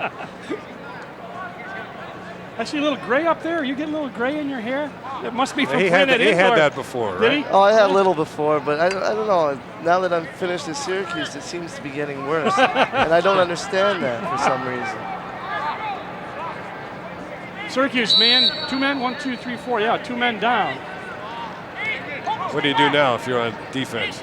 Well, all you can do is keep it in fairly tight and give them the outside shot and hope Jerry DiLorenzo can make that save and take the ball away. That's right. Apatane take the ball away, and McCabe make a long pass onto the wing. And they get in the box, and there you go. That's Todd Stratton, not seeing nearly the playing time this season that he did last year. And here's DeBern Reed, a guy who has not taken a shot yet this year. Gary, I've been really impressed with the defense of Syracuse. They've gotten so much better since the Hopkins game. They're much more aggressive and really do a lot to create opportunities for the offense. Oh, certainly. They're running it up the field. Guys like Dave Batane just having an outstanding season. He's really showing that he is one of the top long stick middies in the country, and he's dominating. Every time he's out there, it seems like he's taking the ball away. That's right. What do you think about the possibility of him not having any big sticks? Well, actually, other than the defenseman. Right. Actually, that's how Paul and I played before we came to Syracuse. We played international rules, and to be honest, the midfield, you ran offense and defense. So I don't see a problem with it. It would open up the scoring a little more, but I don't think it would make a big difference. I'd like to see it, sure. Yeah. Any other rules changes you'd advocate? That I would advocate? Well, the only thing I would have to say is I enjoy the stick skills and the way the talent, the way someone can really show that they spent a lot of time playing. And I'm a little disappointed at some of the rules they make and some of the rules they talk about limiting that and trying to make it such a generic game. They need the individuals to create the fan enthusiasm and to really create heroes for the youngsters to get in there and play. What kind of rule are you talking about specifically? Oh, they've talked about a lot of different rules, but you know, the donuts on the head of the stick, and you know, the referees can call it if they want to, and it's really up to them. And what about the keeping the game moving with all the seconds being counted off? 10 seconds to clear, and then 10 seconds to get it in the box. It becomes you can't stall much like you used to be able to. Yeah, I kind of enjoy that. Obviously, being a run and gun type player. And one thing I noticed about this team this year, I think they're a little more balanced than we are. They're very good at settling the ball down and taking a little time off that clock and then putting it in the net. They were talking about that at the beginning of the year, and then after a couple of games, it was right back to run and gun. Not that it just ended up being that way. So it was interesting. They have a great mixture right now. They're getting the fast break and they're getting the settled goals, and that's why I think they're going to be there in May. Well, look at this. Look at that momentum and a great save. That was Maricek. That's one of his rare open shots, and no behind the back. Maybe it was just too easy for him. That Curry took it all the way down, 25, and Lockwood playing defense right on him now.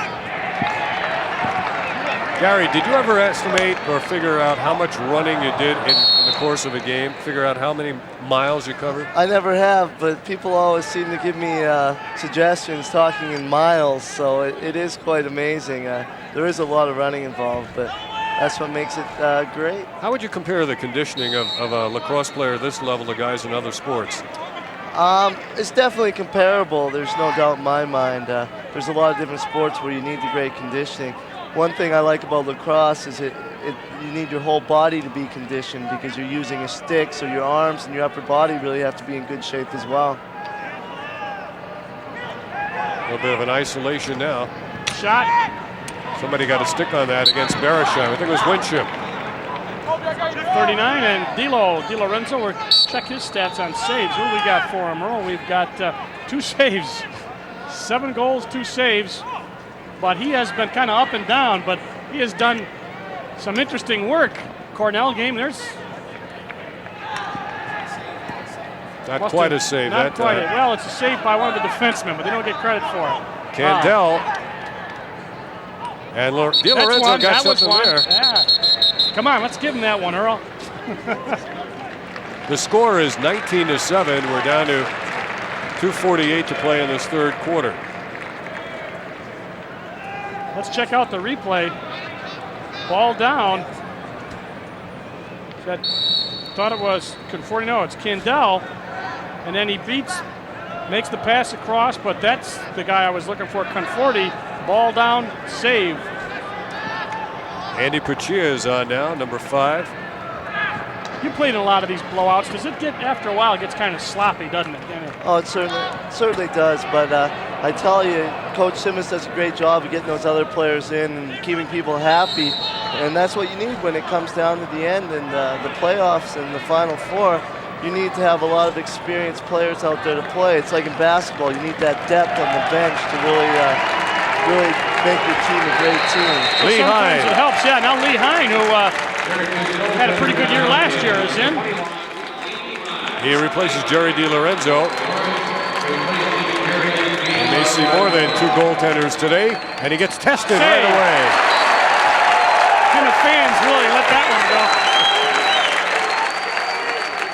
go? No doubt about it. Lee Hine got a stick on it. Lee Hine's worked very hard in his whole career here, and he's always been a backup goalie, except for that great time when he was tested last year and he played very well. Oh, here it is. Great save. Nice job and a good outlet. We talked about Lee Hine when he had to come in and do it. He did it last year. He's never played in a losing game, has he? I don't think At Syracuse? So. He replaced Matt Pell, remember, down to the Cornell game, but he had some pressure on him, and he always did a good job. I'm sure they like having him as a backup. If you got to have a backup, he's the guy. He's certainly a great backup, but he could start in his own right anytime. Right. Yep. Jerry's a great goalie as well, and it was a tough decision for Coach Simmons, but I think he's made the right choice, and it's working for him this year. Jeff Schussler is on now as well. I know you didn't play in the goal, but it's very important, like when you get people out, when you get people in the goal. The confidence thing is really big for a goalie. Oh, especially for goalies, they rely totally on confidence. If they don't have that confidence, it just seems that the balls go right by them. This is probably one of the hardest facilities to play goal. With the backdrop of the benches there being silver, it's very difficult to read the ball, and I think a lot of other goalies that come in from other teams have a lot of difficulty seeing the ball as well. Is that why we see more high shots than bounce shots? Certainly. A high shot is a great shot here because it's very difficult to see. Uh-oh. Oh, nice Nice save. job. Lopez coming up with some big ones. Yeah, he's gotten hot. That was kind of like last year, Gary, when you'd get the ball to your brother and the crowd would suddenly anticipate something spectacular, and you hear that crowd anticipation. That was a little behind the back pass by, was that RITER? Of all your goals, what was your favorite? Geez, my favorite goal? Yeah. My favorite goal would probably be the one Paul scored in that Penn game, to be honest. Really? Yeah, with the 3 seconds left. Right. That just showed so much character to come in and just do it. He didn't even think about it, and obviously that led 3 years of success. Certainly right over there. Certainly the air gate goal gave you the most notoriety, but was that your favorite personal goal? No, actually it wasn't my favorite personal goal. I probably prefer the, let's see, I like diving around the side actually. I find that you can fool the goalie a little better, and I enjoy that. But I got some more coming out, so hopefully in May we'll see those out on Corey really? Field. Huh? You've been holding back on us. Well, now that I've had a lot more free time this year, I've been working on the fun of the game. We used to call that one Subway Gate, remember, Dave? Yeah. Go down low. How about the one through your legs last year? That was That was an a good interesting one. That was scissor good. one. Yeah. The scissor one. Well, that was just something that happened, and as I go around and I talk to a lot of kids, and I say anytime you're within 5 yards of the net, it doesn't matter how you shoot the ball. The net is a very big net, and the person standing there is very small. And if you can basically hit the net, if the goalie doesn't know where it's going, you don't know where it's going, you got a great chance of it going in. Let me ask you a question. Some people say that maybe that young kids should always just stick to basics. I've heard that. What do you think about that? Well, I definitely agree with the kids developing those basics, and they should definitely stick to them. But I really encourage the extra stuff to keep the kids interested in the game. You can spend a lot of time out there doing the basics, and it can draw on. So just for fun. We'll touch on that a little bit more when we come back with the fourth quarter.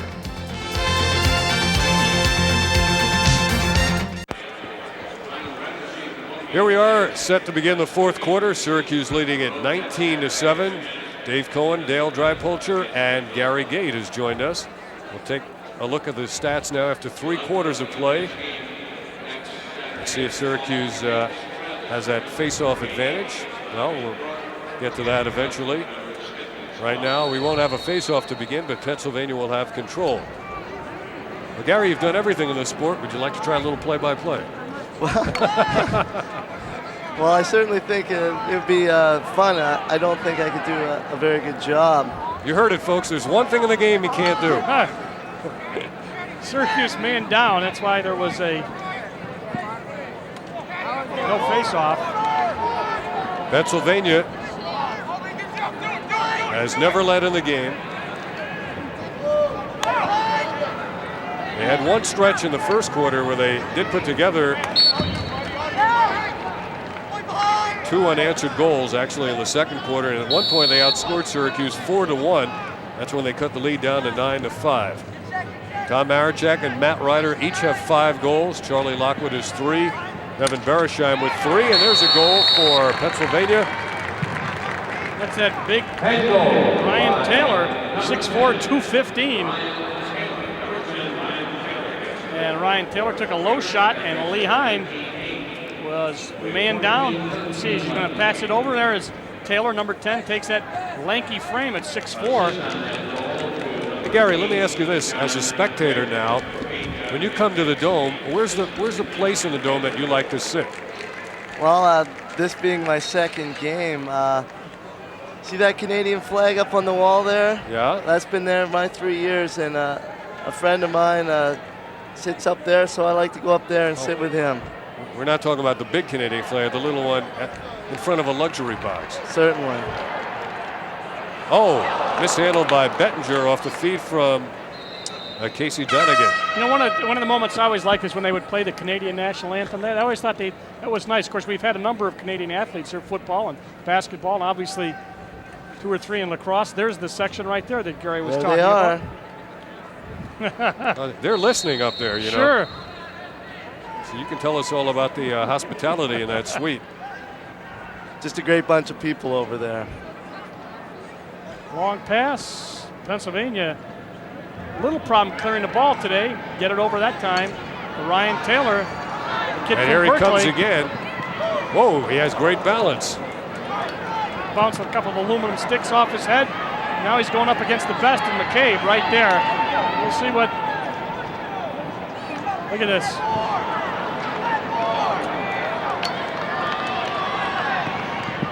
Fed the crease. There's Lee Hine. Save. And he lived to talk about it. Hans Schmidt ran into that. Matt Moore. Nice stop and go, except he doesn't have the ball. Kelly's got it. Goes the other way. He's moving on Tully. That's Bill Tully from behind. Intended for Conforti and out of bounds. What was it like last year at the World Championships down in Australia? I had a lot of fun out there. Great competition, but I gotta admit, you know, the American team is just unstoppable. Unbelievable bunch of players and some great talent out there, and it was a lot of fun. You know, one of their leaders, of course, Brad Kotz for the USA team, and he did a great job out there, and I can't say enough about him. Until 4 years from now when we play again. Figure to still be active in the game then? Oh, certainly. You know, you mentioned the physical play. Did you ever have any problems controlling yourself in the college? You always seem to be very placid, no matter what they did to you. And they used to do a lot to you. Well, it's something I've grown up with, playing in the indoor game where it's easy for the tempers to get out of hand, and actually fighting is allowed. And I learned to control it young, and I just go out there and enjoy the game. Usually I try and keep a smile on my face the whole game. Look at McCabe get back. Yeah. He was in the offense. Andy Boland took a shot at him, and McCabe came back. It's going to be Lee Hine. Good hustle by Hine on the shot. It's getting physical out there now. That's one of the reasons why I asked. As they start taking some shots on each other, a lot of time left, 11:38. Syracuse 19, Pennsylvania 8. Tim Corcoran. Dan Raymond, I believe, big stick, knocked the ball out off of number 10, so it'll be Pennsylvania ball. You know, by the way, when they have the Final Four here in the Dome, the benches will be located on the other side. Oh, they will. I've noticed that they've taken the SU off the middle of the field. I have no reason why. Well, I think they're going to eventually paint the new logo down there. But that'll be a little bit different for fans who are used to seeing Syracuse lacrosse. The benches will be on the far side of the field. Duncan, 17. I'm sorry, Mann, 17 with the ball. And that's going to go off of Pennsylvania. What was the most worried you were that you guys were going to lose a big game? What game did you, in your career? Well, there was a few that we had some difficulty with, but it just seemed that the team was so confident, and we always felt that we could come back. And you know, there was a lot of difficult games, and to be honest, this Pennsylvania team's done a number on us in the past. There are a couple of real tough games against them. And a procedure call against Syracuse. Before this game, we talked about the two teams that I thought in the years that you were here was Pennsylvania and North Carolina. You guys used to go down to overtime with North Carolina just about every time. Oh, certainly, you know, both great programs, and the coaching staff changed here in Penn. They'll be back stronger next year. It probably just took a little bit to adapt to a different style of play. Ball down, Syracuse said can't. Paul Cannon gets yeah. it up. Here comes Holbrook. This is the fourth quarter. Look at the legs on these players. Up and back, up and back. Shot by Goodwin. Goodwin's trying to get a goal there. He has his final recital tonight. That's right, we were talking about that. We hope he didn't get his fingers mashed. Yeah.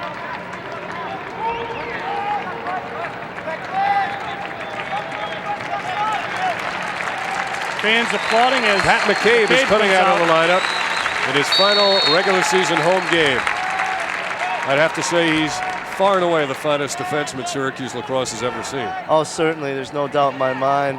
He, you know, when he's out there playing an attackman, it seems to me as if they just run away from him.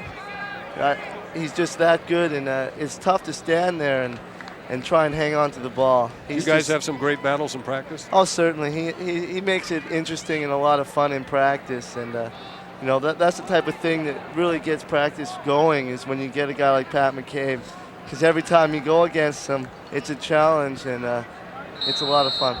Dave and I always thought they should keep takeaway stats, and he would have had a number of them during his career. Oh, he has amazing stick speed. It's unbelievable how fast he can. Especially that big 6-foot stick. Exactly, how he can throw like he's going to throw one check and turn around, and the stick's coming from the other direction, and you just don't even see it. It's just Bill Tully on the outlet. It's intercepted though. We still have 10 minutes to go in this game. It's 19-8, and Lee Hine gets beaten right there. Tough position to find yourself in. Rick Curry gets the goal.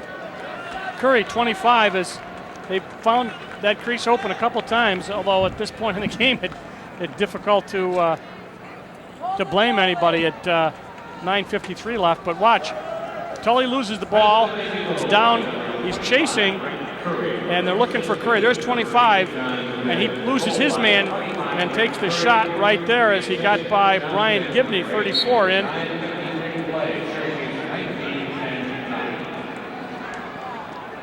Syracuse not dominating in the face-offs at this point in this quarter, but they have during the game. It's been an awesome display of face-off power. Oh, he almost left his feet to try that in close. In the crease. A number of your former teammates are coaching now around the country. Oh, certainly. I think it just goes to show how strong the Syracuse program really is, when a lot of young people are taking over major coaching jobs, and it's great to see. I hear John Zilberti's looking for a good pizza shop out there at Ohio Wesleyan. Hasn't been able to find any yet. I'm sure he is. Oh! Leland Rogers, head coach there. Bill Durgels at Franklin and Marshall. Yeah. You'll be seeing John Zilberti out here in May in that game. He is playing with us. Who else is coming? Who else have you rounded up or got commitments from? Actually, we should have a great team. We got guys like Greg Rinaldi, you know, a local guy that played rugby. Greg Burns is going to be back. Jim Egan's coming out. We got Rodney Dumpson, Paul, and myself. You know, we got Pat and Eric Holbrook. So it's a great mixture and a lot of young players. And it's just going to be a lot of fun. Incidentally, Goodwin won't get a goal right now, but he does get an assist, so he gets a point anyway. The piano man gets the assist.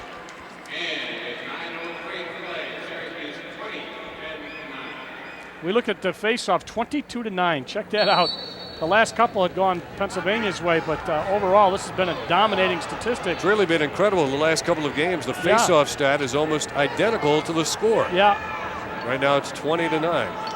Well, I think Bob Fazy has really done a job coming in. As a walk-on, he's just played unbelievable. He's really improved on his game, and he's probably, if not the top, one of the top face-off men in the country right now. And of course, Gilmartin doesn't do a bad job either, and he's right out there starting. You can leave him in there. So, and Fazy's been in and stayed in and run. So they've got two guys who really do a good job with the face-offs. Yeah, I think you do need two guys, and it really helps Syracuse in their play. And when guys like Tom Gilmartin can pick up the ball, run down, and score from 15 yards. Right. And of course, you know, last year, you guys used McCabe in the Pennsylvania game. He's out there with a big stick. If he loses the face-off, he can play defense and knock the ball away. Certainly, that was a little difficult. We had a little difficulty in face-offs last year, but you know there's a lot of talent out there when you can put your defenseman out there That's to take right. the jaws. Was there one game last year when you were almost the backup goalie? Didn't we get down to that at one point? No, not at all. I believe that's Paul. Paul had a Oh, couple years playing goalie, and you know, that was just the running joke that we were going to put Paul in net if anything happened. Cornell game, I think, wasn't it? Because Yeah. Matt had gotten hurt and had moved in Lee Hine. I think I feel pretty confident with Paul playing in the net. Here's Chris Conforti, nice feet ahead. Stratton on the defense. Do they have a hold? That's generally what we'll call on that. Yep. 30 seconds. They're watching those cross-check holds too. You know, last year you used to be able to get away with a little more. I think it's one of the things they're watching. You see Stratton right there over the head. And if you go over the head and you don't knock the ball out cleanly, chances are you're going to come up with a hold. Every time we get these sideline shots, we always see John Desko doing all the talking. We seldom see Roy talking much. What happens down there on the sidelines? Well, obviously Roy orchestrates the whole game, and he does a great job out there. And he's got a great staff, obviously, and he's down there. He's always thinking. If you look at him now, he's always thinking who's he's going to put in there. What's our plan? What are we going to do? You know, checking the score in that, and you know, Coach Desko does do some of the immediate play calling. I think he's in charge of the man down and the man up as well. So, you know, they talk about it in the office a lot, and they really go over it. And Coach Desko goes out there and disciplines the players and makes sure that it gets done. Is he in charge of yelling then, right, Coach Oh, Desko? I That's one of certainly his- think he is. I'm sure you've seen a few shots on the sidelines where he was a little excited. It just seems to be a perfect balance. Yeah, it does. It really does. Face-off. 7.5 minutes to go. A 10. 2-1 advantage by Syracuse, 20-10.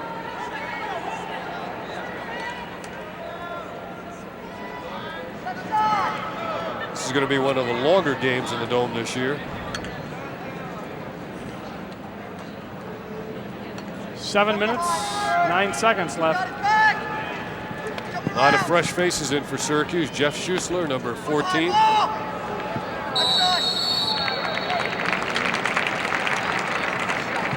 GW Mix. You have any thoughts of coaching yourself? I think I'd enjoy coaching, and I'd like to be part of a team. I'm going to stay active in lacrosse as long as I can, whether it be coaching or playing. After a while, those knees start to tell you time to take a break, right? Or a shoulder, one of those joints. Certainly after 20 years of playing, the knees and the elbows are a little sore when you get up in the morning. There's no doubt about that.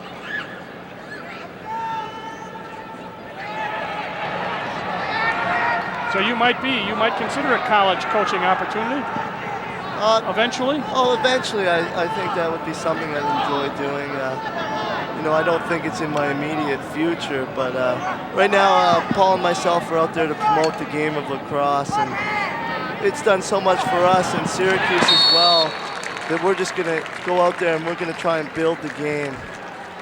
That was a very nice shot as Conforti. Pennsylvania gets their 11th goal, and it is number 11, Chris Conforti. So how many Conforti got here? Check. He has had a good game. Yeah, this is his.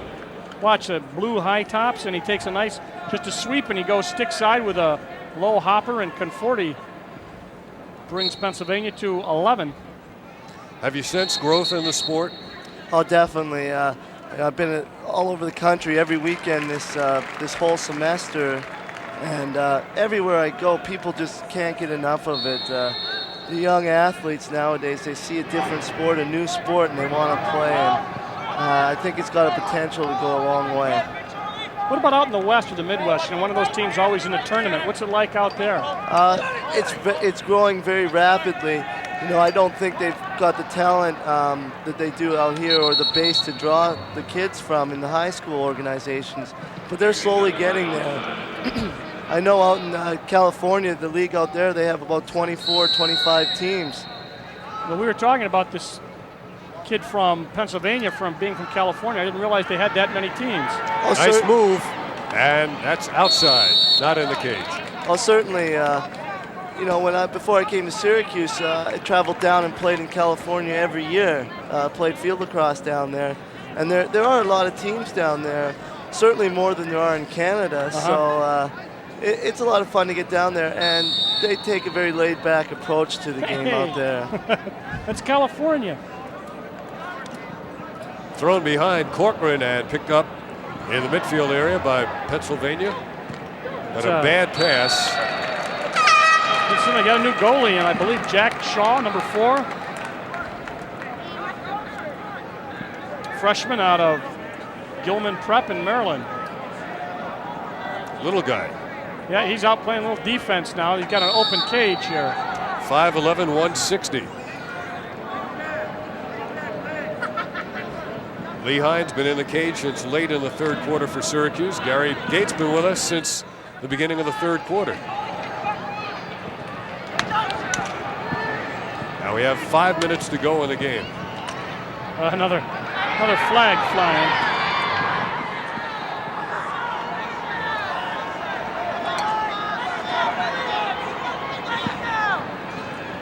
One thing is, it's nice to look out there and see a lot of young talent out there, and Syracuse has definitely got a future.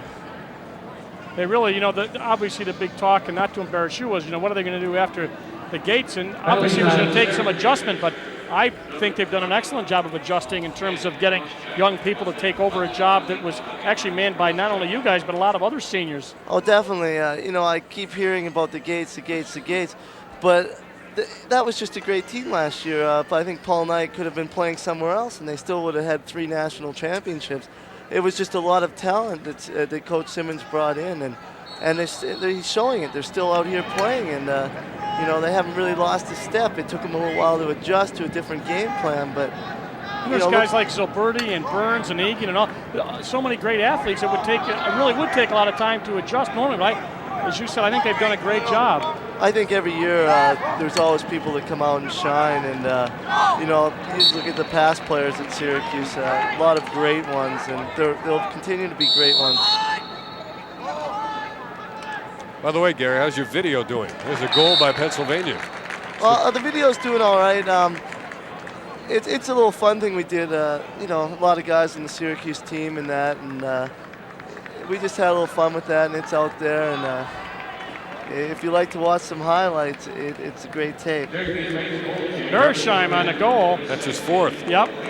He's had an excellent game, and Lee Hines going to take a rest, and they're going to bring in Saran.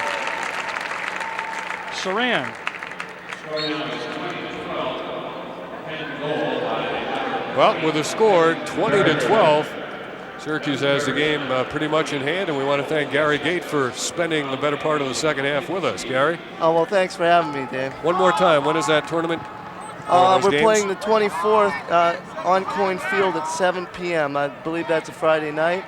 And then again, that'll be a Syracuse team, and a lot of great players from the past and present. And if you want to watch a team have a lot of fun out there, they should come out and check that out. And then on the Sunday, Paul and I will be playing with Team Canada against the USA Elite team, which again, I think a few of the Syracuse players will be playing in that as well. Well, we certainly look forward to that and hope Syracuse is playing that weekend as well. Oh, thank you. Gary Gate, our guest here in the second half. Syracuse leading Pennsylvania 20-12.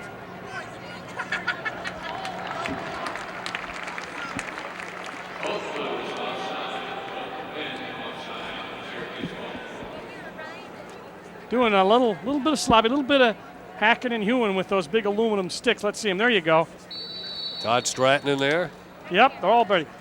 Getting that 72 inches up and smacking it down. Well, we're down now to 3 minutes and 20 seconds to go. This game has not been in doubt really at any time. Syracuse scored the first 5 goals of the game. Then after Pennsylvania scored, Syracuse went up 6-1 at the end of the first quarter. At the end of the half, it was 17-7. So Syracuse really has only scored 3 goals here in the second half.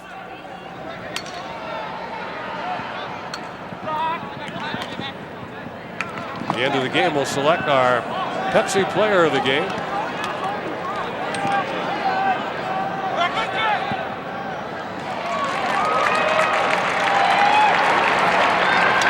A lot of operating room here for Todd Stratton. Into the middle for Freeman, and it's by him. Saved by Johnny Goodwin. High fly, pushed off the fly. Quick stick. That's going to be Penn ball, I think. No, Syracuse, a good hustle, got to it. Pretty nice crowd that's filled in here on a beautiful afternoon in Syracuse.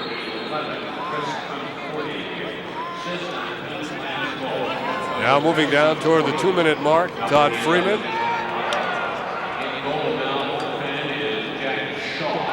Let's see if they can get the ball to Johnny Goodwin.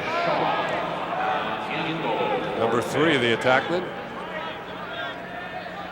Shot. Oh, nice screen attempt.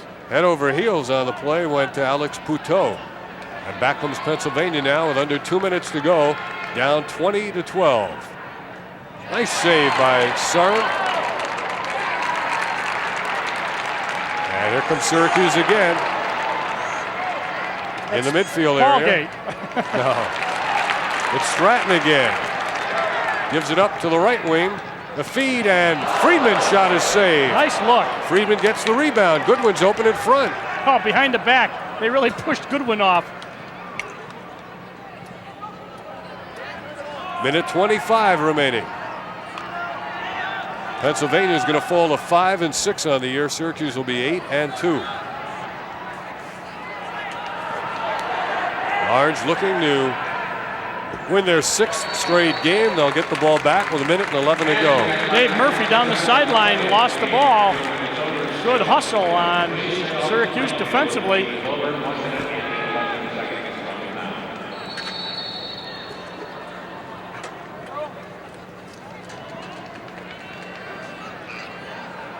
Amaya out there with the bad knee. Flag is down. Yep.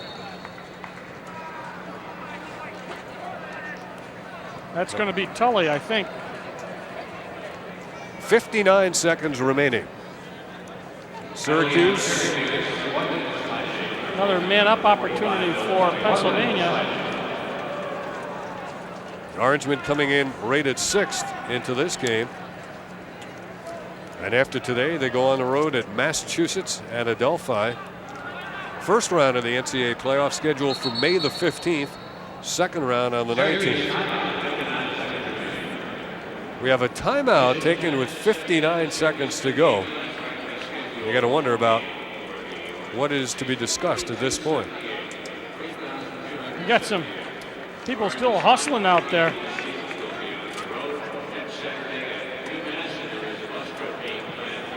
Andy Boland kidding John Goodwin on the field. I don't know, maybe about a missed scoring opportunity. GW Mix, 82 graduate of Pennsylvania, sending his team out here for the final minute of the game. They go to Stony Brook next. Syracuse and Stony Brook back to back.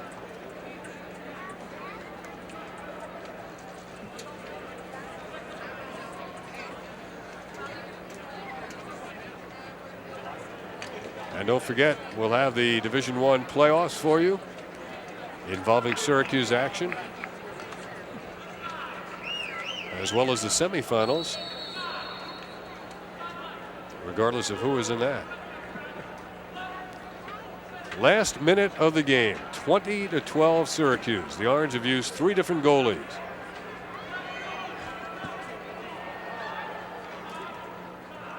Lipitsky for Pennsylvania, Conforti, they fed the crease. That shot by Beresheim was 4 goals, a little bit high. He had a nice game. You know, the faceoffs really took them right out of it. They were not in this game early, and then they clawed back and did a nice job, but really faceoff domination, a big point. Oh, a little kind of a cheap shot into the goal, didn't go. That McCabe still in there? Yep. Shot, big stick. Deflected, interference with the goalie on his outlet pass. That was Sean McGowan with the Attempt. There's McCabe, still playing. That's all right. Refines your stick skills like he needs it. And Roy sending in some signals with 17 seconds to go.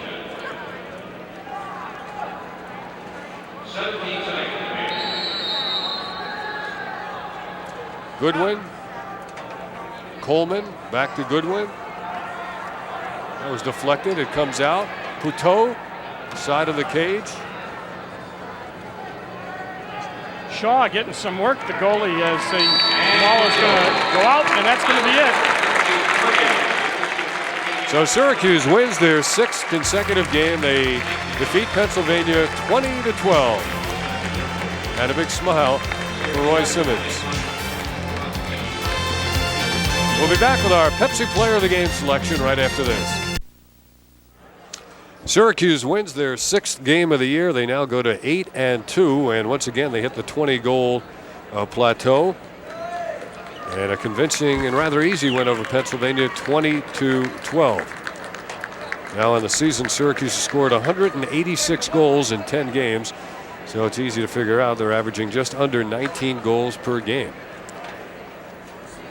No lack of firepower in this one. And our Pepsi Player of the Game, not much of a surprise, number 42, Tom Marechek. And here he is getting a long 55-yard pass. It's a long Pat assist McCabe. from McCabe, and he just one-on-one with Lopez, and he went high, and that's vintage Marechek. And paying the price, as always, Tom Marechek, 5 goals, 3 assists, 8 points. They call him Hollywood. He's our Pepsi Player of the Game. So that will wrap up the regular season at home for Syracuse. 1 defeat at the hands of Johns Hopkins. And Syracuse has come back strong since a pair of losses in the opening of the season to North Carolina and Johns Hopkins. And they go on the road now for games in Massachusetts and Adelphi. Once again, our thanks to our statistician today, former Orangeman Earl Hall. And certainly thanks to Gary Gate, who was with us for most of the second half. We hope you enjoyed hearing from him. Here's our final today, Syracuse 20 and Pennsylvania 12. Don't forget to be with us for our next Super Sports coverage of lacrosse, the Division I playoffs. Check the local listings for the time and place in your area. Now speaking for Dale Drypolcher, this is Dave Cohen saying so long from the Carrier Dome in Syracuse. This has been a presentation of Super Sports and Cook Cablevision of Syracuse.